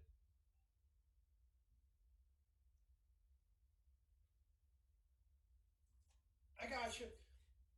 Yeah, no, doesn't look any more damp than everything else here is.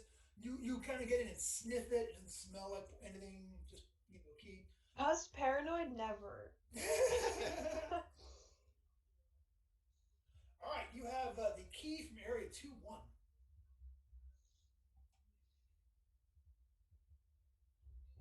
not that. There's just the one door in there, and that is the only thing. That door there is the only thing that you can see. That's what I should have done. Oh, sorry, completely different thought. Ugh. Sorry. Oh my god. All right. It's just like down when you were downstairs. It kind of goes. And now the key is in through it, and like you can barely see it on the other side of the door. All right, cool. You step in through there, and y'all watch him step through. Here's what you see. The pungent stench of unwashed bodies and excrement assails your nostrils as you pass through a thin membrane into this dark chamber. It's a tavern. Yeah, it must be a tavern. Sunday morning at the tavern. Yeah. The sound of frightened hoots and screams fill your ears. These cries come from a crowd of hairy anthropods cowering beyond a barrier of metal bars that bisects the dim room. So this room is the light in here is much lower than it is throughout the rest of this place, where there's this kind of like weird diffused lighting that seems to be coming from the place itself. This room is very, very dark. Like halfway through the room, there's just a section of iron bars, and behind them, yeah, you see these creatures who are all back there. A whole more than 10 of them who are all and they all kind of like back up to the back here, and like they're all like trying not to look at you and being frightened. Thank you. Yeah. They're all behind bars. Yeah, they're all in one big cell. So like if you picture, there is a gate there, like a little. Yeah, you take a look. Yeah, sure enough, there is indeed a keyhole in the door there. Okay, now just hear me out. I know I'm lawful. Not our problem. Why don't we at least chat with them though? You know. Is there room for us, all of us, in that room? Yeah, can we add Oh ourselves? yeah, absolutely. Yeah, you can all step in there, and you guys all see the same thing there. Are we getting a general idea of the? I started talking to him. I was like, hey, buddy, what's up? And I get close to the gate and see if they get aggressive or not. Yeah, they don't. They all cower away from you guys and look terrified. They keep casting glances over Do at they have you. food? Salt rat in there. You toss the salt. Okay, you toss the salt rat in there. Like for a minute, like they all, eventually one of them like looks around and goes over to it and like finally gets it and kind of sniffs it and like looks at you and then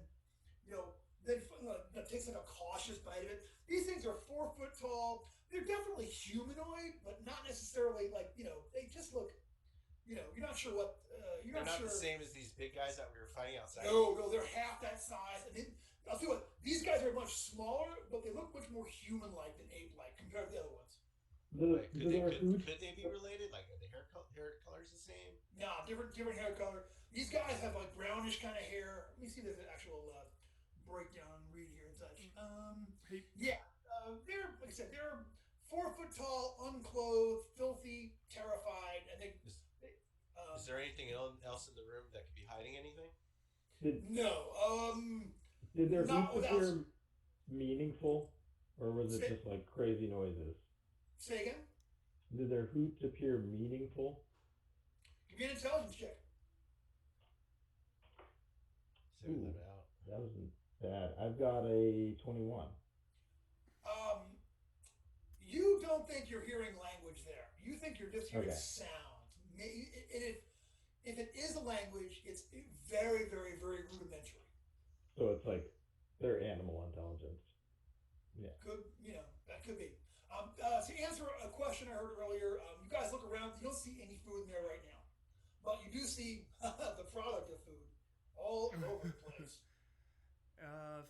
Phoebe, do you want to see if they're like? We could feed it a gorilla. We could. I don't know. We could let them out. I think we should. I have food of the gods if they are hungry. Oh. We can feed them the fools wrong. Well, I'll tell you what. After they smell that rat for a minute, the one like eats up that rat and like he attacks it like he was starved. So he eats that rat up. So they're super excited about salt rat. Is it worth me casting then? Do we think? I think. Maybe we can make friends. I'm under impression these guys are innocent. And I said unlock the gate. Went up some allies. We go on our way. They could go downstairs and out. So are we letting them out, or am I trying to food of the gods? Do food of the gods. Totally disrupt the time. I'd say food of the gods first. Okay. So that way they kind of trust us, and then we can let them out. Yeah, placate them first, and then. All right. Okay, so food of the gods. That's a 15. I don't have a book near me. I got you. 15. You create enough food and water to feed 5 plus CL people. So that's 7 people. Mm-hmm. So there's actually 12 of them now that you have had a chance to take a look at them. But I mean, they'll all go over there and eat some. You know what I mean? Like suddenly all this food and water appears. They look like really shocked by it. They're scared of it at first, but then finally, like it just smells like, you know what I mean? Like it's like proper, delicious food, and they're like. So finally, one of them goes over there and eats something, like takes a bite, and like looks at you like, like saw you do that, looks over at you and like goes over and like starts feeding the rest of his people, and like starts taking them and like feeding them. They're all scared at first, and then they take a bite, and then they're it's gone. Like 5 minutes later, they're gnawing on plates and licking cups and all that and such. All right, do we let them out now? Yeah, we just unlocked the door and we should continue on. Yeah. All right, you unlock the door, and they seem real scared to come out of there, and they're sort of cowering. You open the door, and they kind of like look around, but like they're not making a move to escape this round. You know what I'm saying? They're like still hanging back there, and because you just unlock it and like stand back, right? Like you don't. Yeah. All right. Yeah, I'd say I unlock it and we just continue on. Yeah, they'll figure it out eventually. They'll figure it out. Gotcha. All right, so you guys leave and start heading up the ramp. I think so. Yeah. All right. I'm sorry. Do we unlock it? I was looking at something. Yeah. All right. Cool. Yeah. They unlock it. These things are terribly frightened. It looks like they're not going anywhere this round. But we leave them to their devices. They have been fed a little bit of food, and they have had some water, and we continue on. Is that right? Yep. Yeah. Mm-hmm. All right. So you guys head up to the next level. So you guys follow this ramp up there, and when you pop, so the ramp drops you off onto the next floor, and you see a circular table fashioned from smooth, dark wood, and a chair of similar construction occupies the center of this area. A number of barrels and small boxes stand against the wall. Atop these containers are 3 wooden cages containing 1 foot long, unrecognizable rodents. Rodents, likes of which you've never seen before. There's an open archway shaped like 2 serpents meeting face to face, stands to one side, beyond which is a ramp. Ramp leading upward is visible. So this one has an actual archway. Like the other ones, the other ramps, like I'm trying to say, and the other couple ramps we've gone through so far, like you could have like stepped off the side of that ramp and like jumped down into the floor. But here, this is an actual hallway one with an actual archway in front of it with 2 snake things on top of it. 2 snakes meeting in front of them. It's that kind of action. So that is what you see. And with some rats of unusual size. And rats of unusual size. On top of those stacked barrels and stuff over there. Well, I guess I won't feed them salt rat. That just seems a little bit like in your face, you know? But they're rats. I mean, Like an aggressive move. I'm gonna try. If these guys, I look back at these dudes, I'm like, I'm gonna try and sneak across. So I'm gonna try and like move silently across and see if the rats pay me no heed. Okay, give me a move silently check. Sneak silently +8. Alright. So that's a 14. Yeah, you kind of creep up on there. The rats, they have little bits of food in there, so they keep eating and drinking water, and they're not paying any attention to you, not really. But when you get about halfway across, though, you hear this voice come from you're not even sure where, but it's just coming from the air around you, and you hear this. You hear, "Who art thou, and what is thy purpose in my domicile?"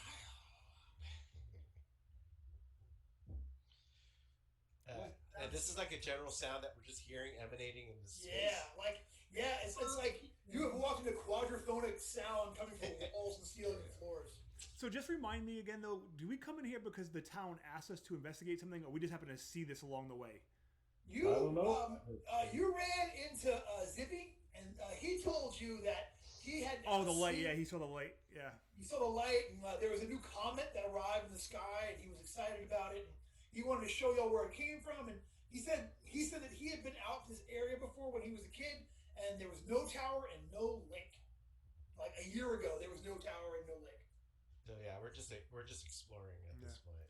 So you're discovering your purpose. I'm here with my purpose to discover my purpose. Yeah. So I am Anatole, and we are just curious. We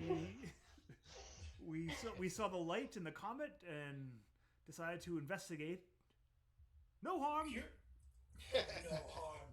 Great harm. Curiosity often kills. You should leave now or face destruction.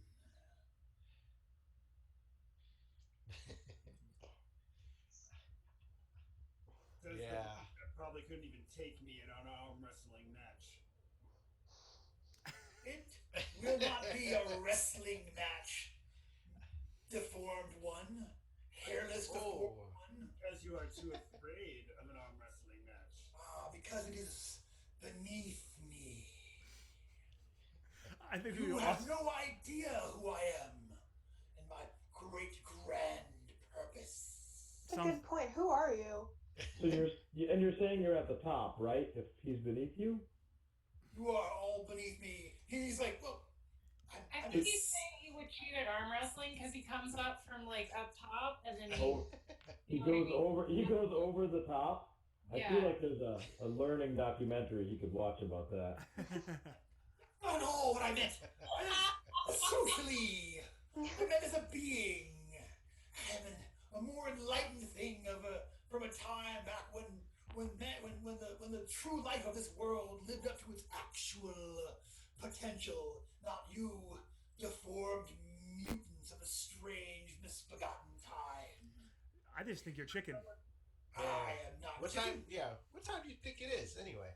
What year is it? I ask him. What year is it? He's like, I do not know. I am from. He says, for years old beyond your understanding.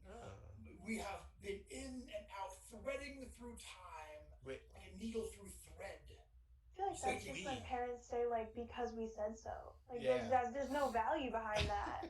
In his He also defense, said we. I'm really I curious. don't know about what year it is either. Yeah. So Yeah. What's a year?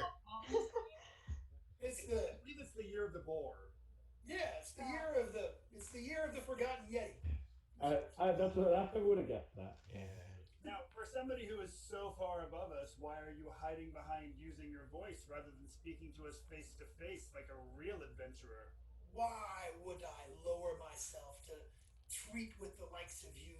I would sooner strike a bargain with the sweat of my body than I would to treat with you Power creatures. behind your tricks and beg for us to leave while your knees buckle and shake beneath you in fear that we are here and that we shall defeat you, little scared one.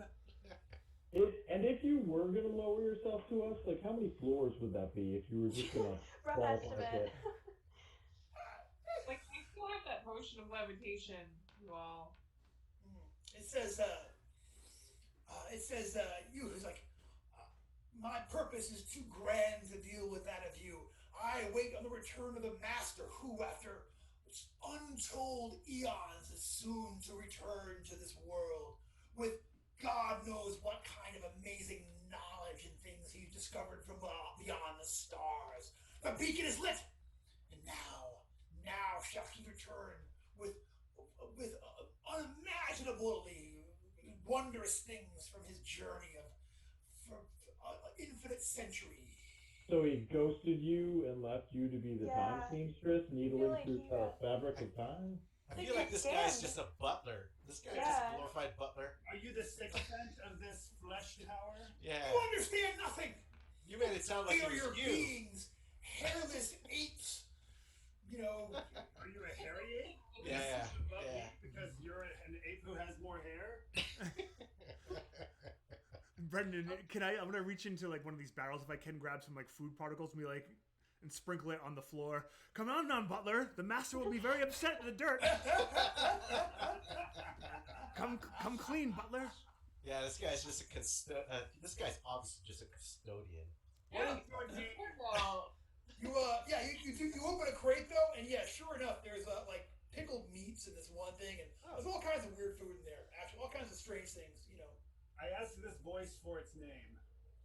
he says, "I am this." How do you spell that? I write it down. 3 or 7 He S's. says, "I'll put it in the chats." THISSSS I got my No. S. I take out my chalk and I write on the wall, Halisk sucks. Halisk, we came off on a bad foot. I just want to let you know that I too, when I was younger, suffered from a speech impediment, and a priest in the temple was able to help me. So if you go to 9 towns, they can help you with this lisp. 9 towns. Is that where you beings reside?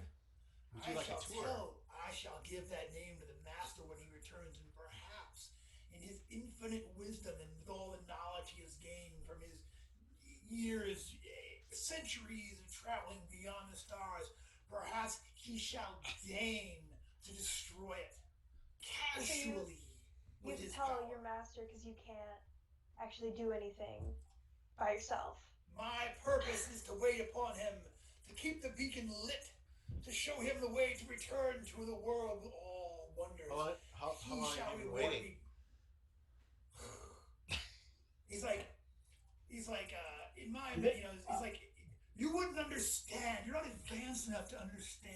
But you've But it's been centuries waiting to give this man a foot rub? Is that what I'm hearing?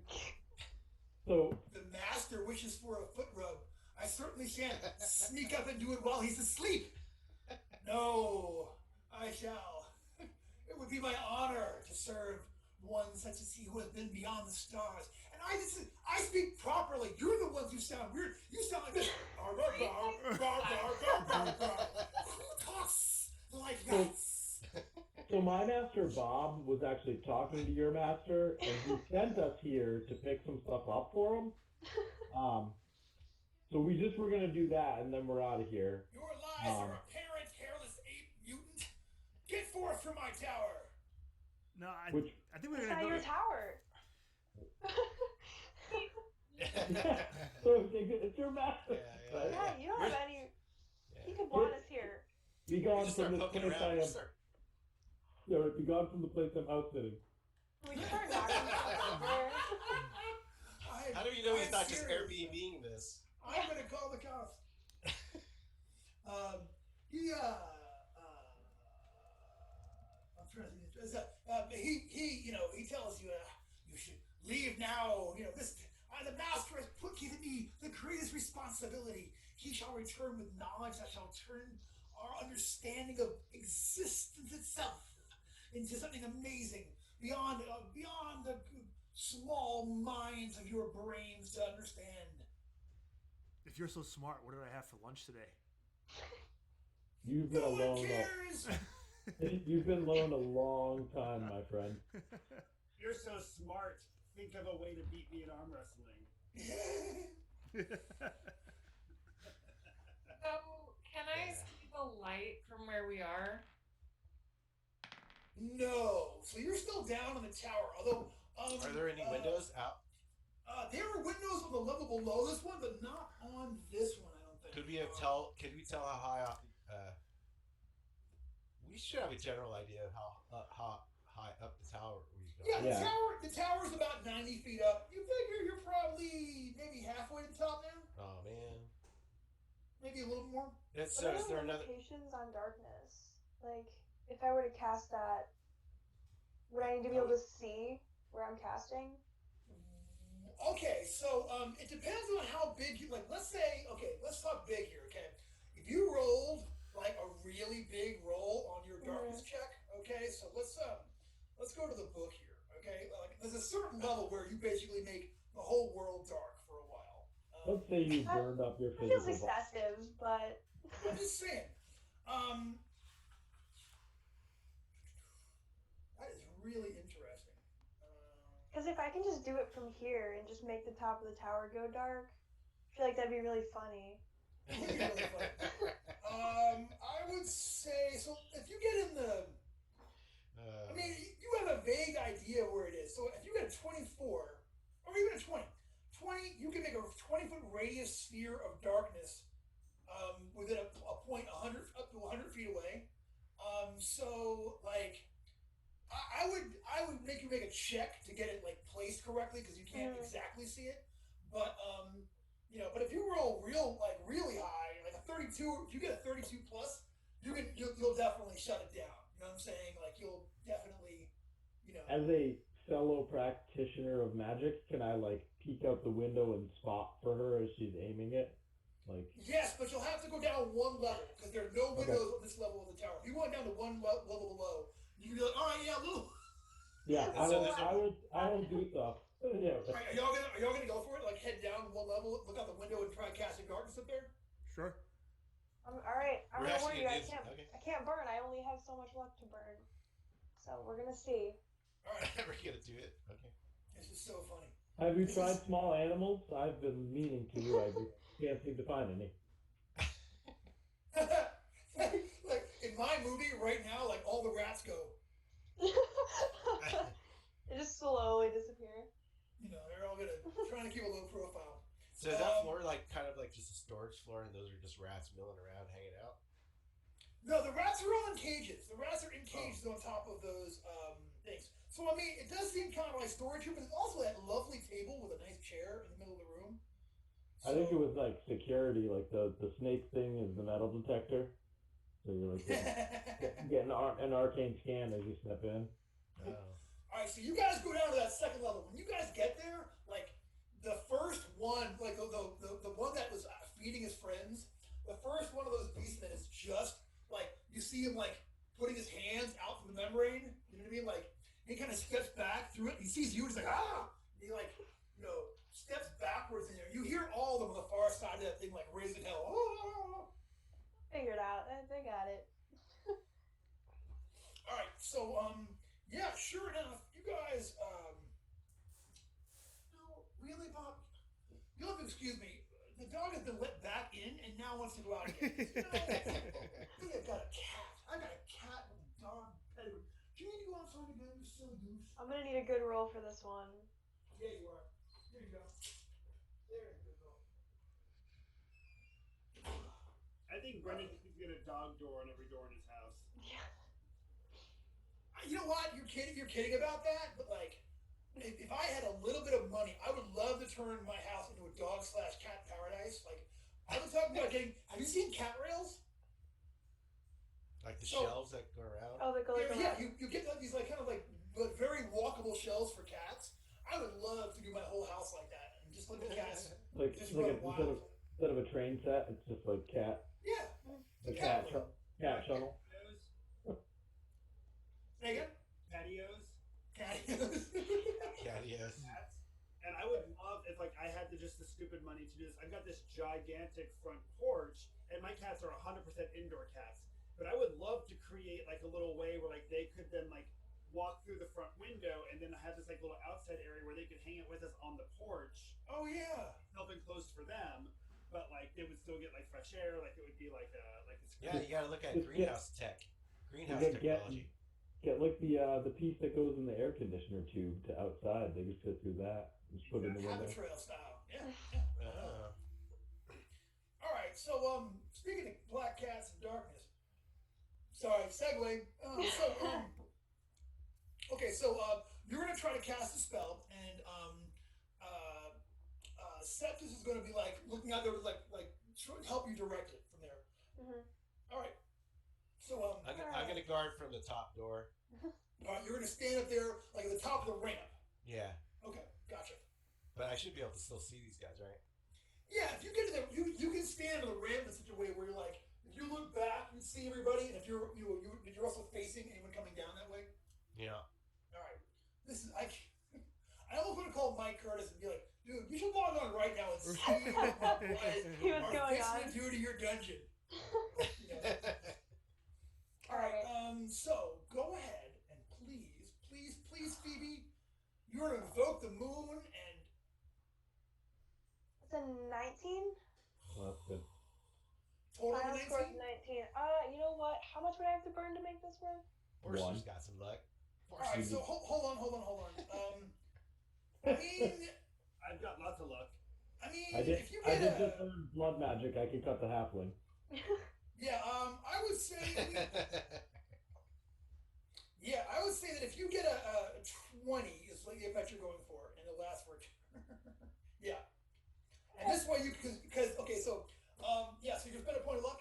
Yeah, I'll spend a point left. All right, so No, like. Phoebe, keep it. I'm Oh. you. Oh, okay, gotcha. Thank you. All right. So, so like you cast it and like you can move it at this level, and like Ian's like, all right, little about 3 feet over, and all of a sudden, like the 20-foot sphere of darkness around the top of this thing and such. So if the illustration is, I'm going just by the illustration, the whole light thing is less than 10 feet across. You know what I'm saying? So suddenly there's this darkness there. And you guys hear, what? What? No! Stop it, you mongrels! Stop it! You're killing, you'll kill! Ah! So all of a sudden, like... Are we cutting off his little tether? Like, oh, I thought you were so strong, so powerful. Are we cutting his master's tether to this tower? Awesome. So yes, they all are getting ready to charge down here, and Who are they? we fixed to say who they are, aren't we? I thought it was just a royal we. That was not the real way. Well, we know they're hairy because they're very offended by Yeah. Yes, because we aren't. Sorry, I don't conform to their beauty standards. Yeah. God. I've seen that episode of Twilight Zone. All right. Yeah, sure enough. Like, Ernie, you're actually on the ramp, like watching for it. Uh-huh. And here is what you see, like sprinting down the ramp, headed in your direction. Through those arches? Yeah, coming out through the arches, and you're keeping an eye. Anything weird happening as they're passing through those arches? Okay, well, let me go back a little bit. So the arches, I thought that you were actually guarding the way. Okay, the arch goes from level 4 to level 3. I thought you were going from level 3 to level. You were on the ramp from level 3 to level 2 because that's where that's everybody where. else is. So I can't see up, down, up. Yeah, it's the far side of the thing. You don't have the angle for it. You know what I'm saying? Okay, so I don't see. Okay, so I don't see. No, where but they're you, coming from. yeah, so you don't see them pass through the archway, but you Okay. do see them like get to the edge of the thing there and Okay. are all just screaming around there. So up in front, you see. Hold on a minute. I gotta check something here.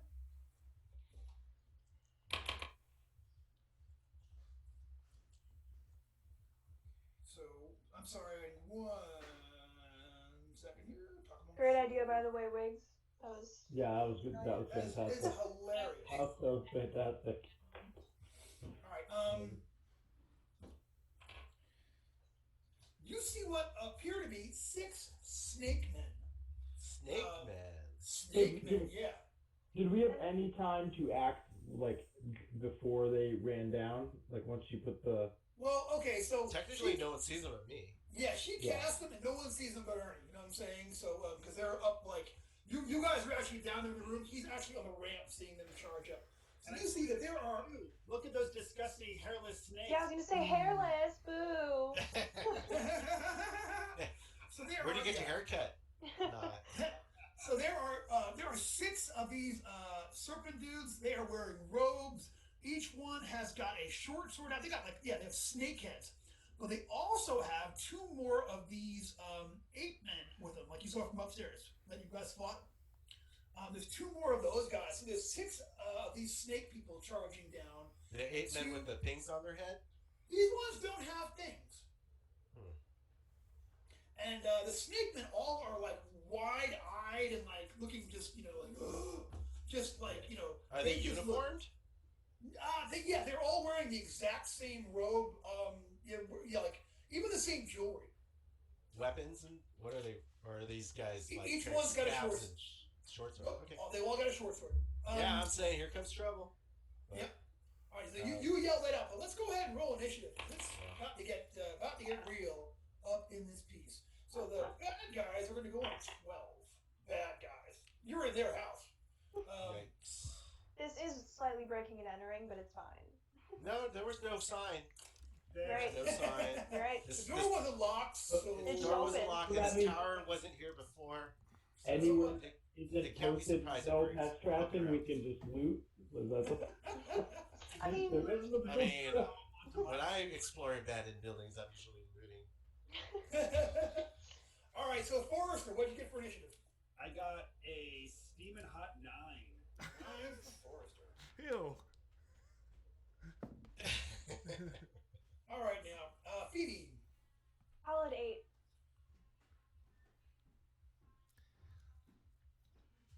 Okay, Septus.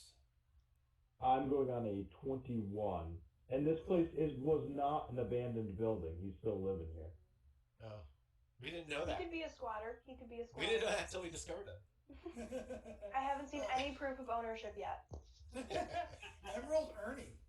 Oh, 9. I don't know who you want to do. Who else got the 9? Forrester, I think he has the higher agility of you, if I recall correctly. I have an agility of 14. I have 15. Oh, I take it back. Plus my initiative modifiers mostly. But whatever. Let's go by. I'm up top. You probably want me to go first. Yeah. Anatol. 12.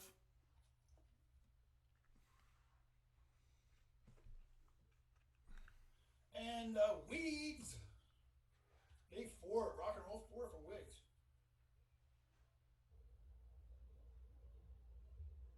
All right. So, Septus, you hear Ernie yell. You're over there by the window, being like, "Yeah, you got it. That's perfect. I can't see nothing." And like, you literally can see like where the light, like before it had been blazingly bright outside, and now like that's all been covered up. So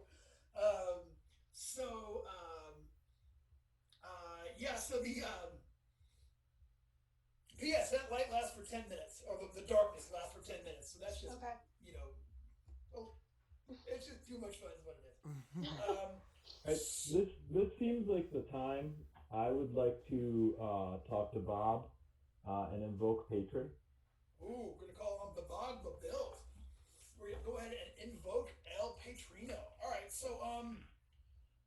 but yeah, so you hear Septis. Let's get set off when you hear Ernie yell, "Here comes trouble!" And you. I was like, "Yup, I'm trying to bring it." All right. So So I have a 13 on the die plus 4, 17. That is a plague of toads. Real quick, would Septis like that to go higher? If it could go higher, actually, I'll burn a little bit. So what did I say? I'm at 14.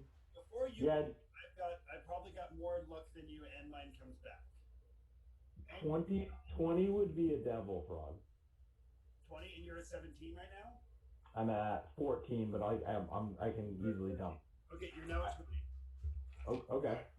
Ooh. okay, so roll a die 4. Okay. 4. All right, the devil frog arrives in 4 rounds. It obeys the caster's commands until the Bugabille needs it elsewhere. And you have to make an easy 20 spell check every hour or it departs. And it's large enough to be written as a mount. So I'm just keep that in mind because that's hilarious. And if you have your book in front of you, stats are on page 402. Yeah, I got them. So it will. This is round 1 of waiting on the Bugabilles. My new play opening at the Met. I hope you'll all come and. Waiting for Bob. Wait. What about Bob? Yeah, that's the first I've ever heard anybody call Bugabille's Bob. So I'm impressed that that's the person that counted that. But Yeah, I like it though. I really think that it sounds like a free RPG. Like, what about Bugabille's? That'd be awesome. That would be a great one, where you're just finding your patron. I like that. Oh man.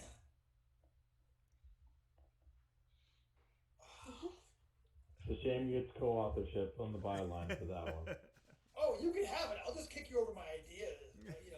Later on. I'm not. Brendan's already written it in his head. All right, so Septis, you got a Devil Frog online and on its way. Anatol, you are next. You also hear Ernie yell that trouble is on its way. All right, so I'm gonna back up Ernie. Draw my swords. All right, so you're gonna run your way up there and get up on the ramp, and yeah, sure enough, you see 6 of these hideous-looking snake men, and hold on a minute. If you still have some mood, I would suggest, because I was going to back up some, probably like 10 or so feet. Okay. I don't know when they go. That way they could come in a little bit so some of these guys can get some pot shots in. Yeah. All right. I'm definitely going to back up a little bit. I'm sure. Yeah, I'm pretty much just trying to keep space with you. Yeah. Gotcha. All right. So you kind of these ramps. This ramp is. But it's super wide, right? Well, this one isn't as super wide as the other ones. This one is only actually no, I take it back. Yeah, 20 foot wide. You got all the room. You know what I'm saying? Yeah. All right. So they get to so it is so Ansel, you run up and get up the ramp and are now backing up Ernie. This creature is going to he casts a spell. Wait, who casts a spell? It One of looks the rogue like dudes? all 6 of those sorcerers are casting spells down in chat. Sorcerers. Did I mention sorcerers? Serpent, sorcerer, yeah. Yeah. I get mixed up all the time. Yeah. Serpent, yeah. Oh, that's the beauty. They're both serpents and sorcerers. Sorcerer, serpent. Men. Second. At least they aren't selling Avon. I know, right? No, they're not selling. They're Or buying. some sort of other pyramid scheme sales opportunity. I would love for them to sell those terrible yoga pants though, because just like a snake. All right, so you guys get hit with a barrage of magic missiles. Oh, Jesus. So Does my Ernie- nurse shield help on these? Yeah, let me check. Not no. But oh goodness gracious, yeah, you're actually gonna take 15 15 points of damage for Ernie. 15. I'll put it in the chat window. 15. I don't look at Phoebe. Gotcha. And then Anatol, you take the other ones. And I'm just Anatol, slowly putting the stickers away. Anatol, you take 11 points of damage. I just I took a feat. I am immune to magic missile, so I don't. Oh, you took a feat? Yeah, absolutely. Dude, but I have the penetrating advantage on my magic missile thing. I call it the 2-point advantage penetrating. So, and that's the problem with these kind of games, y'all. That junk just escalates. All right, and then the 2 ape guys also charge up, and one is going to try to bite Ernie. He's going to get a 14. I think that misses. 14 misses. Yeah, and then the other one is going to run up and try to bite Anatol, and that gets a 13. Nope. All right, so they come over there. So now you guys are both being confronted by an ape, while the flanks of these serpent men sorcerers are standing back like 10 feet back and casting spells down on you guys. Oh my god. Yeah, so it is actually Ernie. It is your turn. Oh Jesus. I'm gonna do a pushback. Right. Yeah, I'm gonna try and knock one of these back, but with the pointy end of a stick, pointy end of a two-handed sword. This rune blade thing's still talking to me, right? The what now? The rune blade. Actually, ever since you talked about putting it into the volcano, it has been completely silent. Yeah. Good. Ooh. We'll see. 16 on the die, but I didn't get the deed. But it's still going to be with the rune blade. 23. Damn. Damage? And the damage is 7. Oh, damn. 11 points of damage. I was like, I think you points of damage. I'm like, we playing Pathfinder? You get any dice in? 11. Alright. Yeah, 11 points. I'll tell you what, you stab the mess out of this thing. And rip it. It's still alive, but it is terribly wounded after that. And it looks very, very, very rough. So, from there is Forrester. All right. Am I able to get to any of the serpent folks to do hand-to-hand? No, you don't have the movement rate for that. What you could do is you could get to the bottom of the ramp, or like really the side. No, you really can't. Yeah, it'll be your whole movement rate to kind of like get up there, and then next round you can attack. I'm going to go ahead and do part of my movement and then chuck a sling stone at one of their heads. Gotcha. All right, go ahead and give me that sling stone. Okay, that is a 22, and the damage is 5. Okay, outstanding. Okay, so here is what happens. So you get down there to the bottom, right? And you swing a rock, swing a rock through one of these guys. It goes right through this thing's head and it disappears. And now there only appear to be 5 snake men / sorcerers up there. You sneaky snake man. No, you brought backup singers, didn't you? All right. But there you go. So that is it for that, and it's Phoebe and then Wiggs. All right, so you said there's 10 feet between the 8 men and then the sorcerers. Yes. So do you think I can put another little pocket of darkness right where the sorcerers are without hitting? Yeah. Yeah. Yeah. Oh, yeah. If the price is right. Yeah. I think that's we a roll. They can't cast if they can't see. Oh, that's not great. That's a 12. Yeah. You get a tiny little patch of darkness that'll cover. I think it starts right where it's just where you are, if I recall correctly. All right. What would I need to be able to place it? I'm so glad you asked. So, going back. Hold on. Darkness. Hello, darkness, my old friend. So, with the 12, yeah, the space immediately around the cleric, to a radius of 20 feet, goes completely dark. So it would basically just cover you and Forrester at the bottom of the ramp there. But if you wanted to be able to actually place it,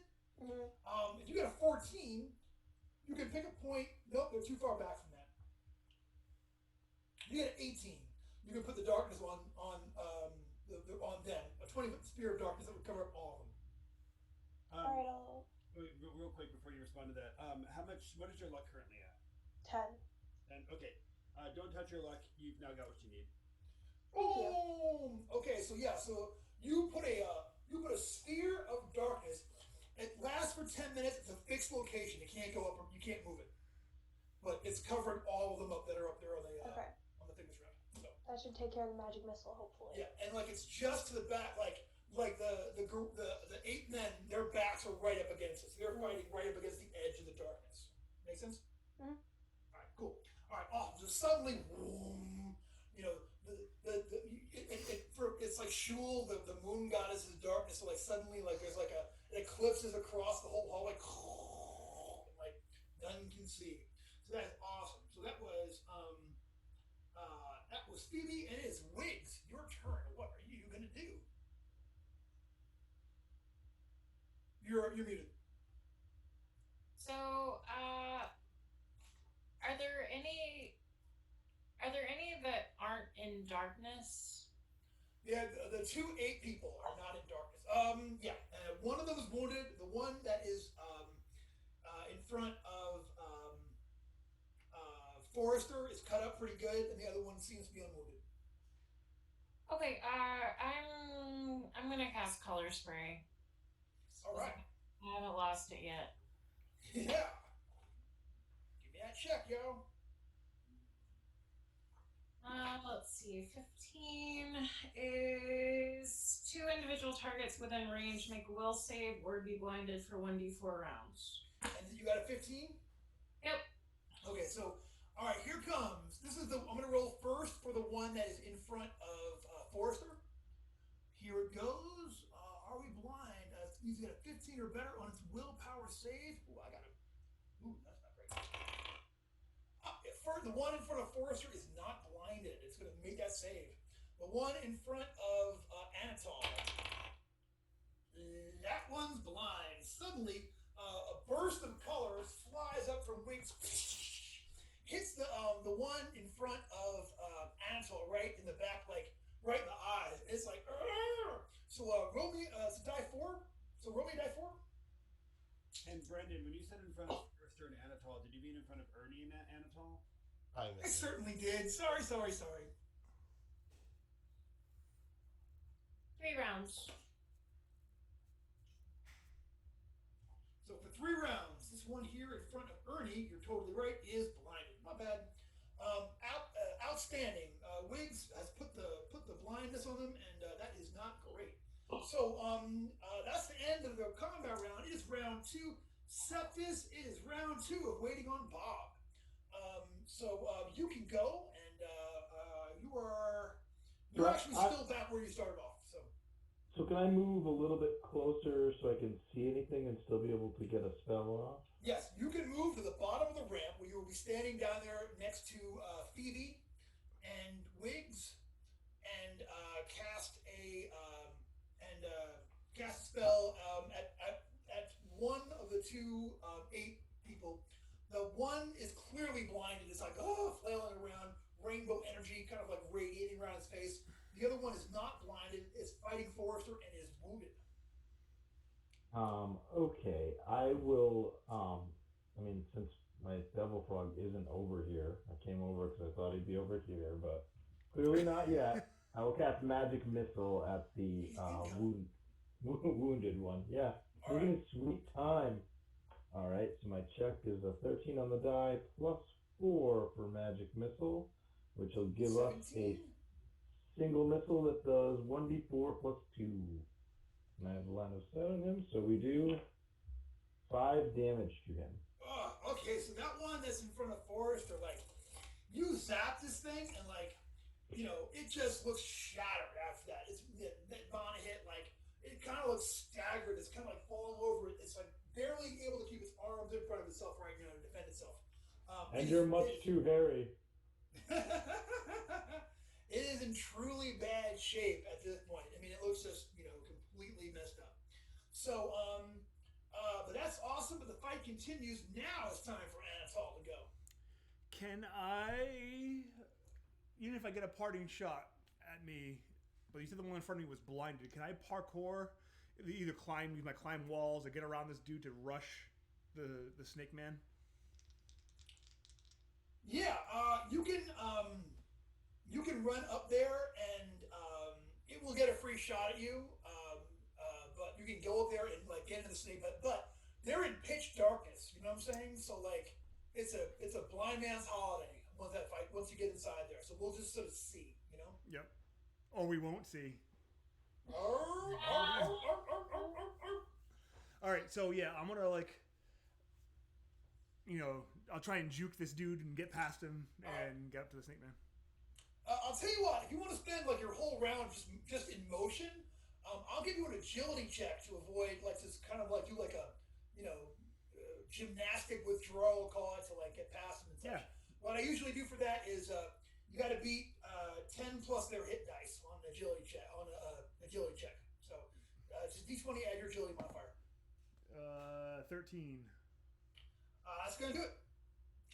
So yeah, you can slip by them, but it takes you your whole round to like juke up past them. But you are now in the darkness. We will see what happens there. All right, so that is it. So now you are there, pitch darkness from where you are. So it is actually their turn. So first, let's get into some gorilla action. I got a blind gorilla getting ready to take a swing over here at Ernie. We're just gonna see. He got an actual 1 on that attack. Yeah. What do we have? He falls down the ramp. This is why they're endangered. All right, so He went to swing at Anatole and then just hit nothing. Yeah, he's looking bad. About that for years to come. He does. He actually falls down where he is, so now he's blinded and laying there, which just sucks. It just sucks for him. It's round 1. It's a rough day. It really is. So Ernie, there's a blind, wounded gorilla in front of you. Just if you can't kill this guy, all right, and then the other one with his last shot is going to try to take a bite attack at Forrester. Here it comes. He is going to get a 23, actually, 22. Is Forrester even up there? I didn't know. Yeah, I thought Forrester was back by me. Yeah. Oh, you're right. You know what? Slings. Then he's attacking. You're right. He's attacking Ernie, the only one who's up there. I'm sorry. I got it all spatially confused. It's okay. So he's going to bite Ernie instead, and Ernie is going to take a low damage of 8 points from gorilla. I'm down. All right, y'all see Ernie goes down in a heap. And now 0 hit points. Yeah. Now it is Forrester's turn. Forrester, there is one up there that now that Ernie's laying there, there's one up there that no one is in melee with. You can take a shot at. I'm gonna run up on top of and stand on top of Ernie's fallen body, and I'm gonna start hacking at this thing with my 2 axes. Awesome. Go ahead and do it. All right, so that is not great. I've got a 8 and a 9. 8 and a 9.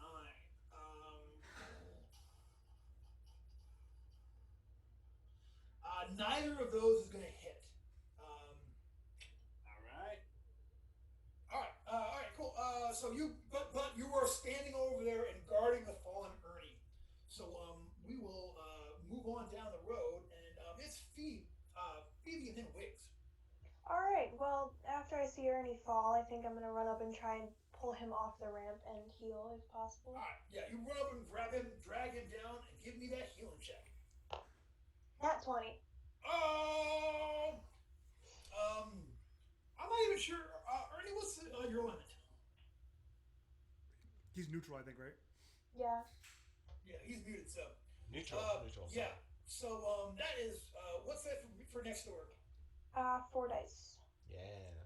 Roll 4. Keep the highest. Keep the best 2. Okay. Yeah. I got. Best 2 sorry, 18 hit points. Do I add my stamina to that? No. Okay, so 18. That's most of my hit points, so I'm good. All right, cool. All right, yeah. So power shul courses through you. Wiggs, it is your turn.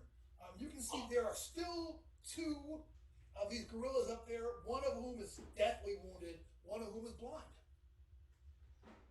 Is either one like close to a member of our party that's like in danger? Yeah, the real badly wounded. They're kind of both like in the way there. They're both within a sword reach of Forrester, who charged in there is now standing over where Ernie was a minute ago.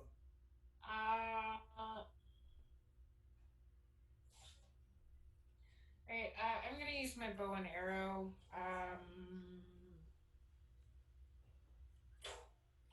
I guess I'll finish the wounded one. All right, let's see you do it. A dirty 20. Dirty 20. Roll me some damage. 4 points of damage. Yeah. You shoot this thing right in the face, and it falls down and kind of slides down the ramp. Not doesn't go very far though because the ramp is at such a low angle. So so there's one left up there. It is blind. Outstanding Wiggs. It's the top of the order. Septus. It is round 3 of waiting on Devil Frog. Yeah, so still don't see the Devil Frog. Kind of check my watch a bit. The Snake Man is still in the darkness, correct? We don't know. We didn't see anything last round, so who knows? Although, Anatol, you heard once you got up there, you heard the mumbling off of what sounded like arcane type syllables. Since you're right there in the darkness patch of them, you heard them saying all kinds of creepy stuff in the darkness. Oh. I guess I will just say creepy stuff in the darkness down near us, and cast magic missile at the other guy. Gotcha. And I've got 19 on the die plus 4, 23. Boom. So 1d4 plus 2 missiles. Oh, it's a 1, so 3 missiles. They'll do a d6 plus 8 each. Let's do that. D6 plus 8 each. Plus 2 each, I'm sorry. D6 plus 2. Trying to slip one by the kid here. Ian, this has been a I'm long time coming in. I've been waiting for your crap. I was thinking D6 plus 2, so 8 is the max I can get. So let's see, 7 on the first one, 4 on the second, and 3 on the last one. Yeah, you crushed this one. The gorilla has he's gone. He's dead from. Sorry, y'all. Slap happy jokes hitting my head. All right, so that is what you heard. That was outstanding. So it is Anatol. It is your turn. All right, so I might be a little meta right now, but being in the dark, his illusion is not affecting my sight anymore, right? So if I just listen to do I only hear one, or do I hear... You hear a chorus line of guys right. all slightly synced out. Imagine like 6 people trying to sing Happy Birthday over Zoom. That's what it's like. It's too soon. Right. So it's not... Sorry. It's not just... It's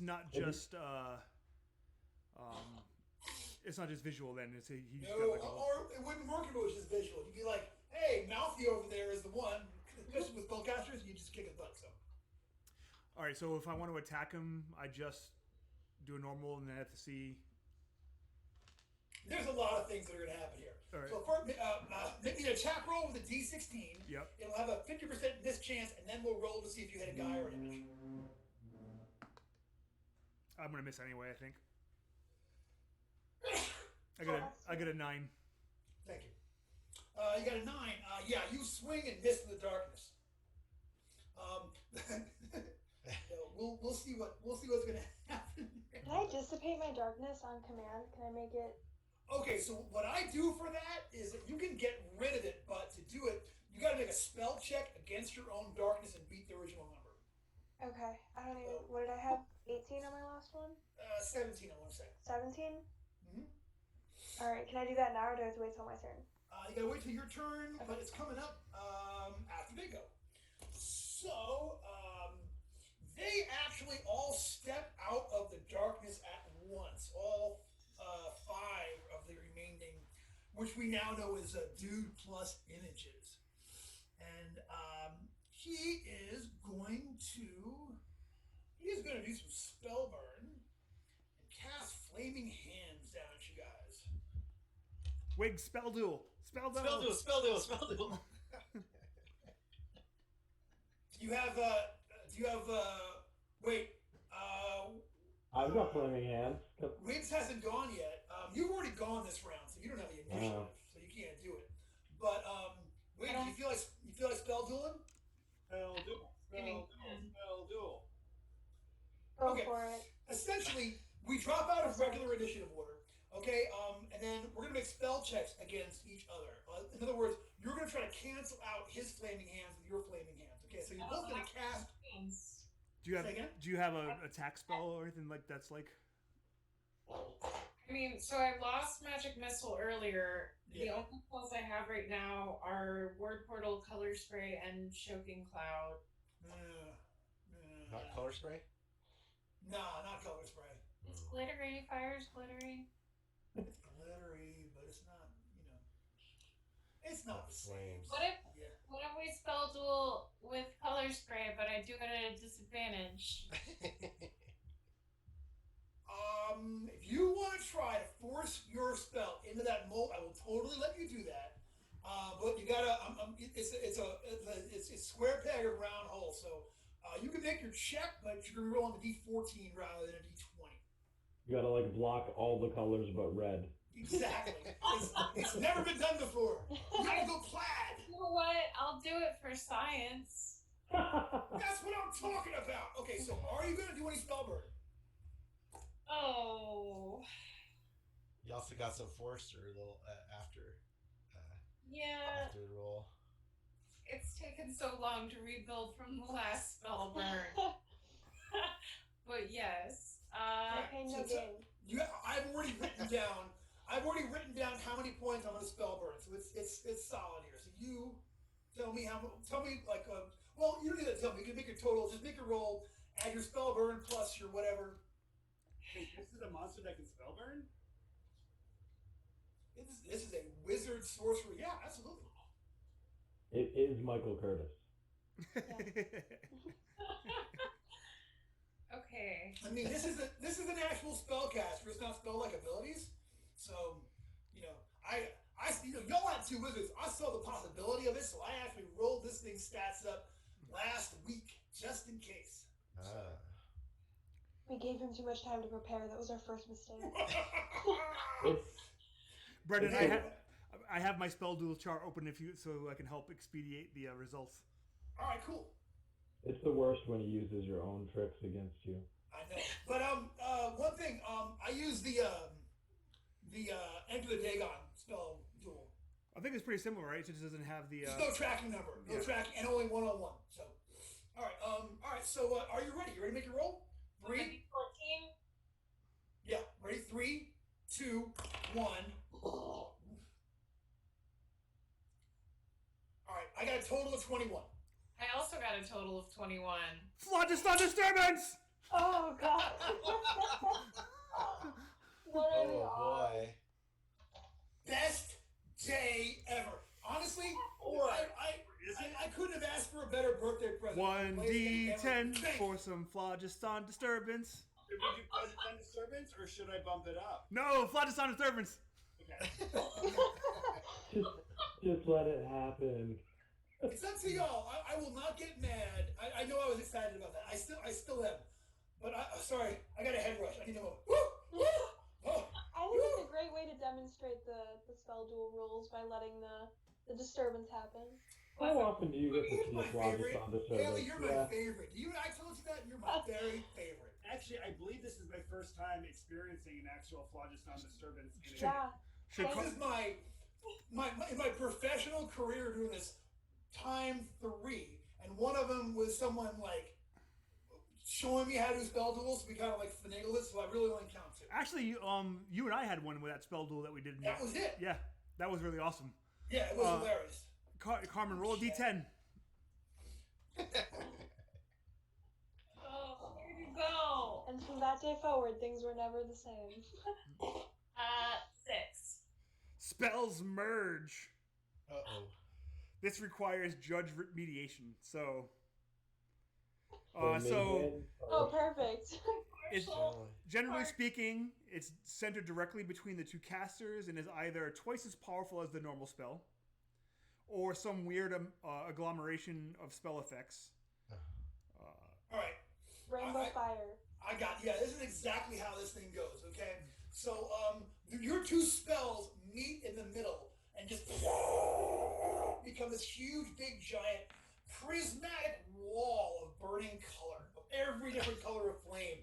Just like so you have created a giant wall of fire between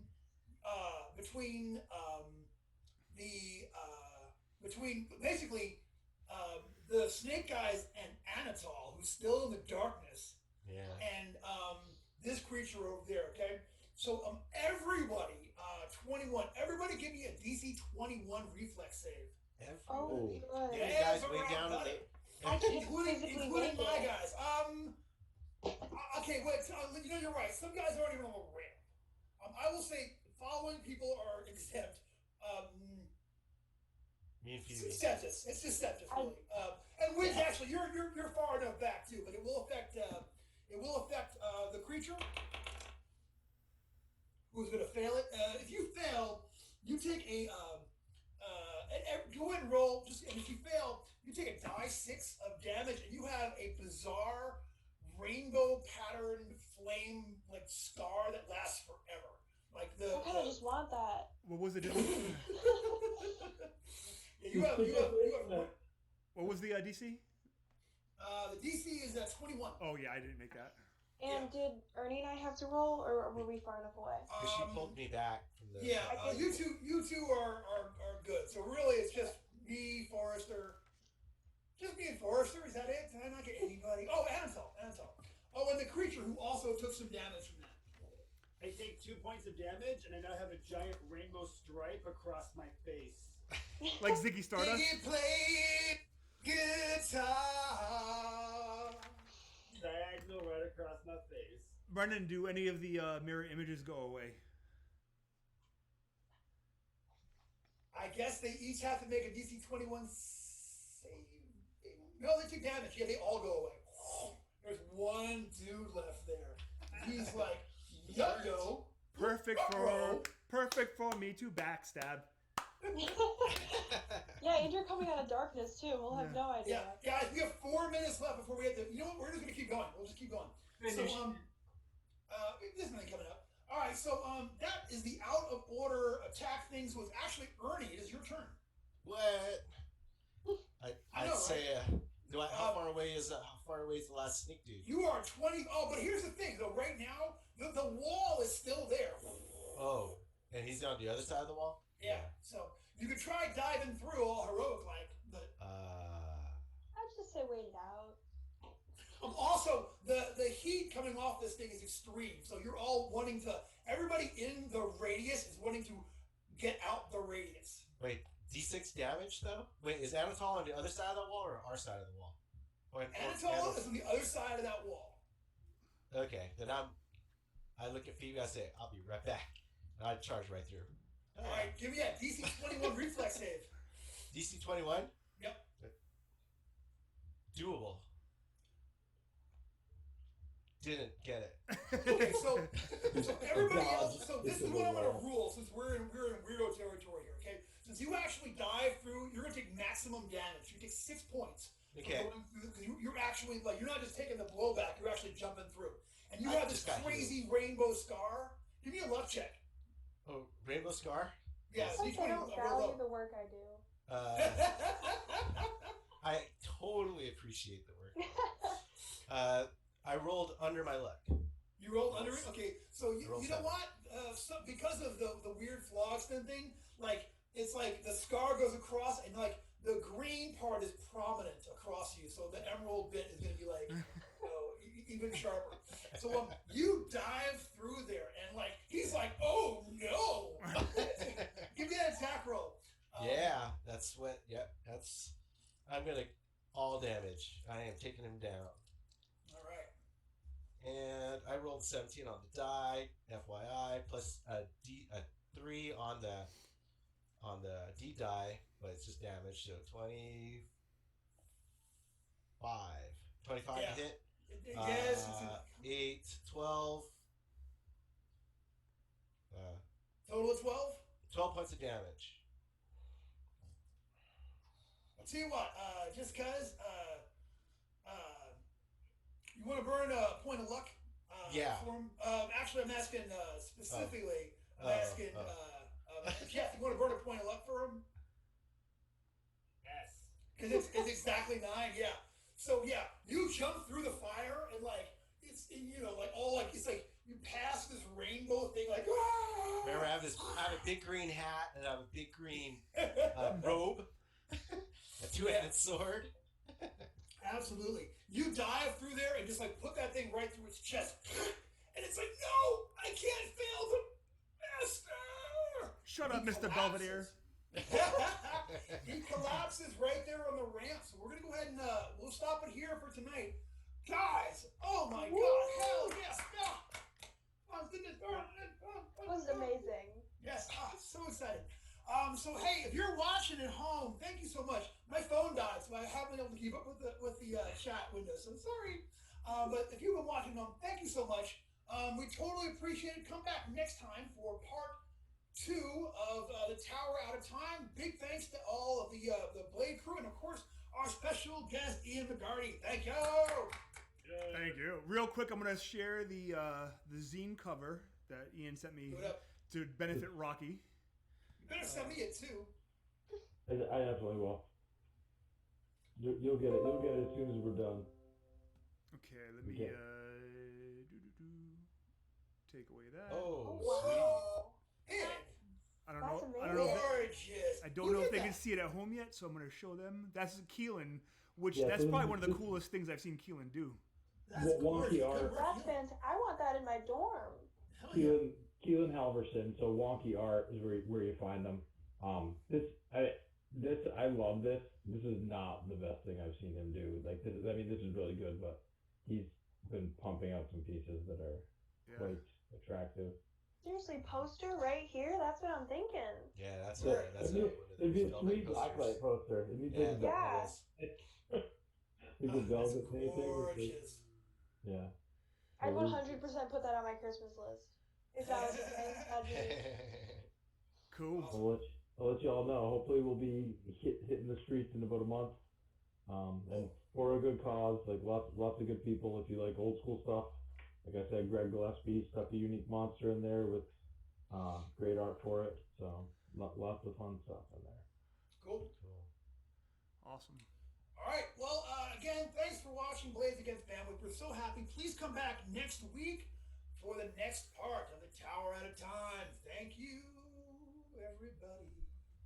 Bye.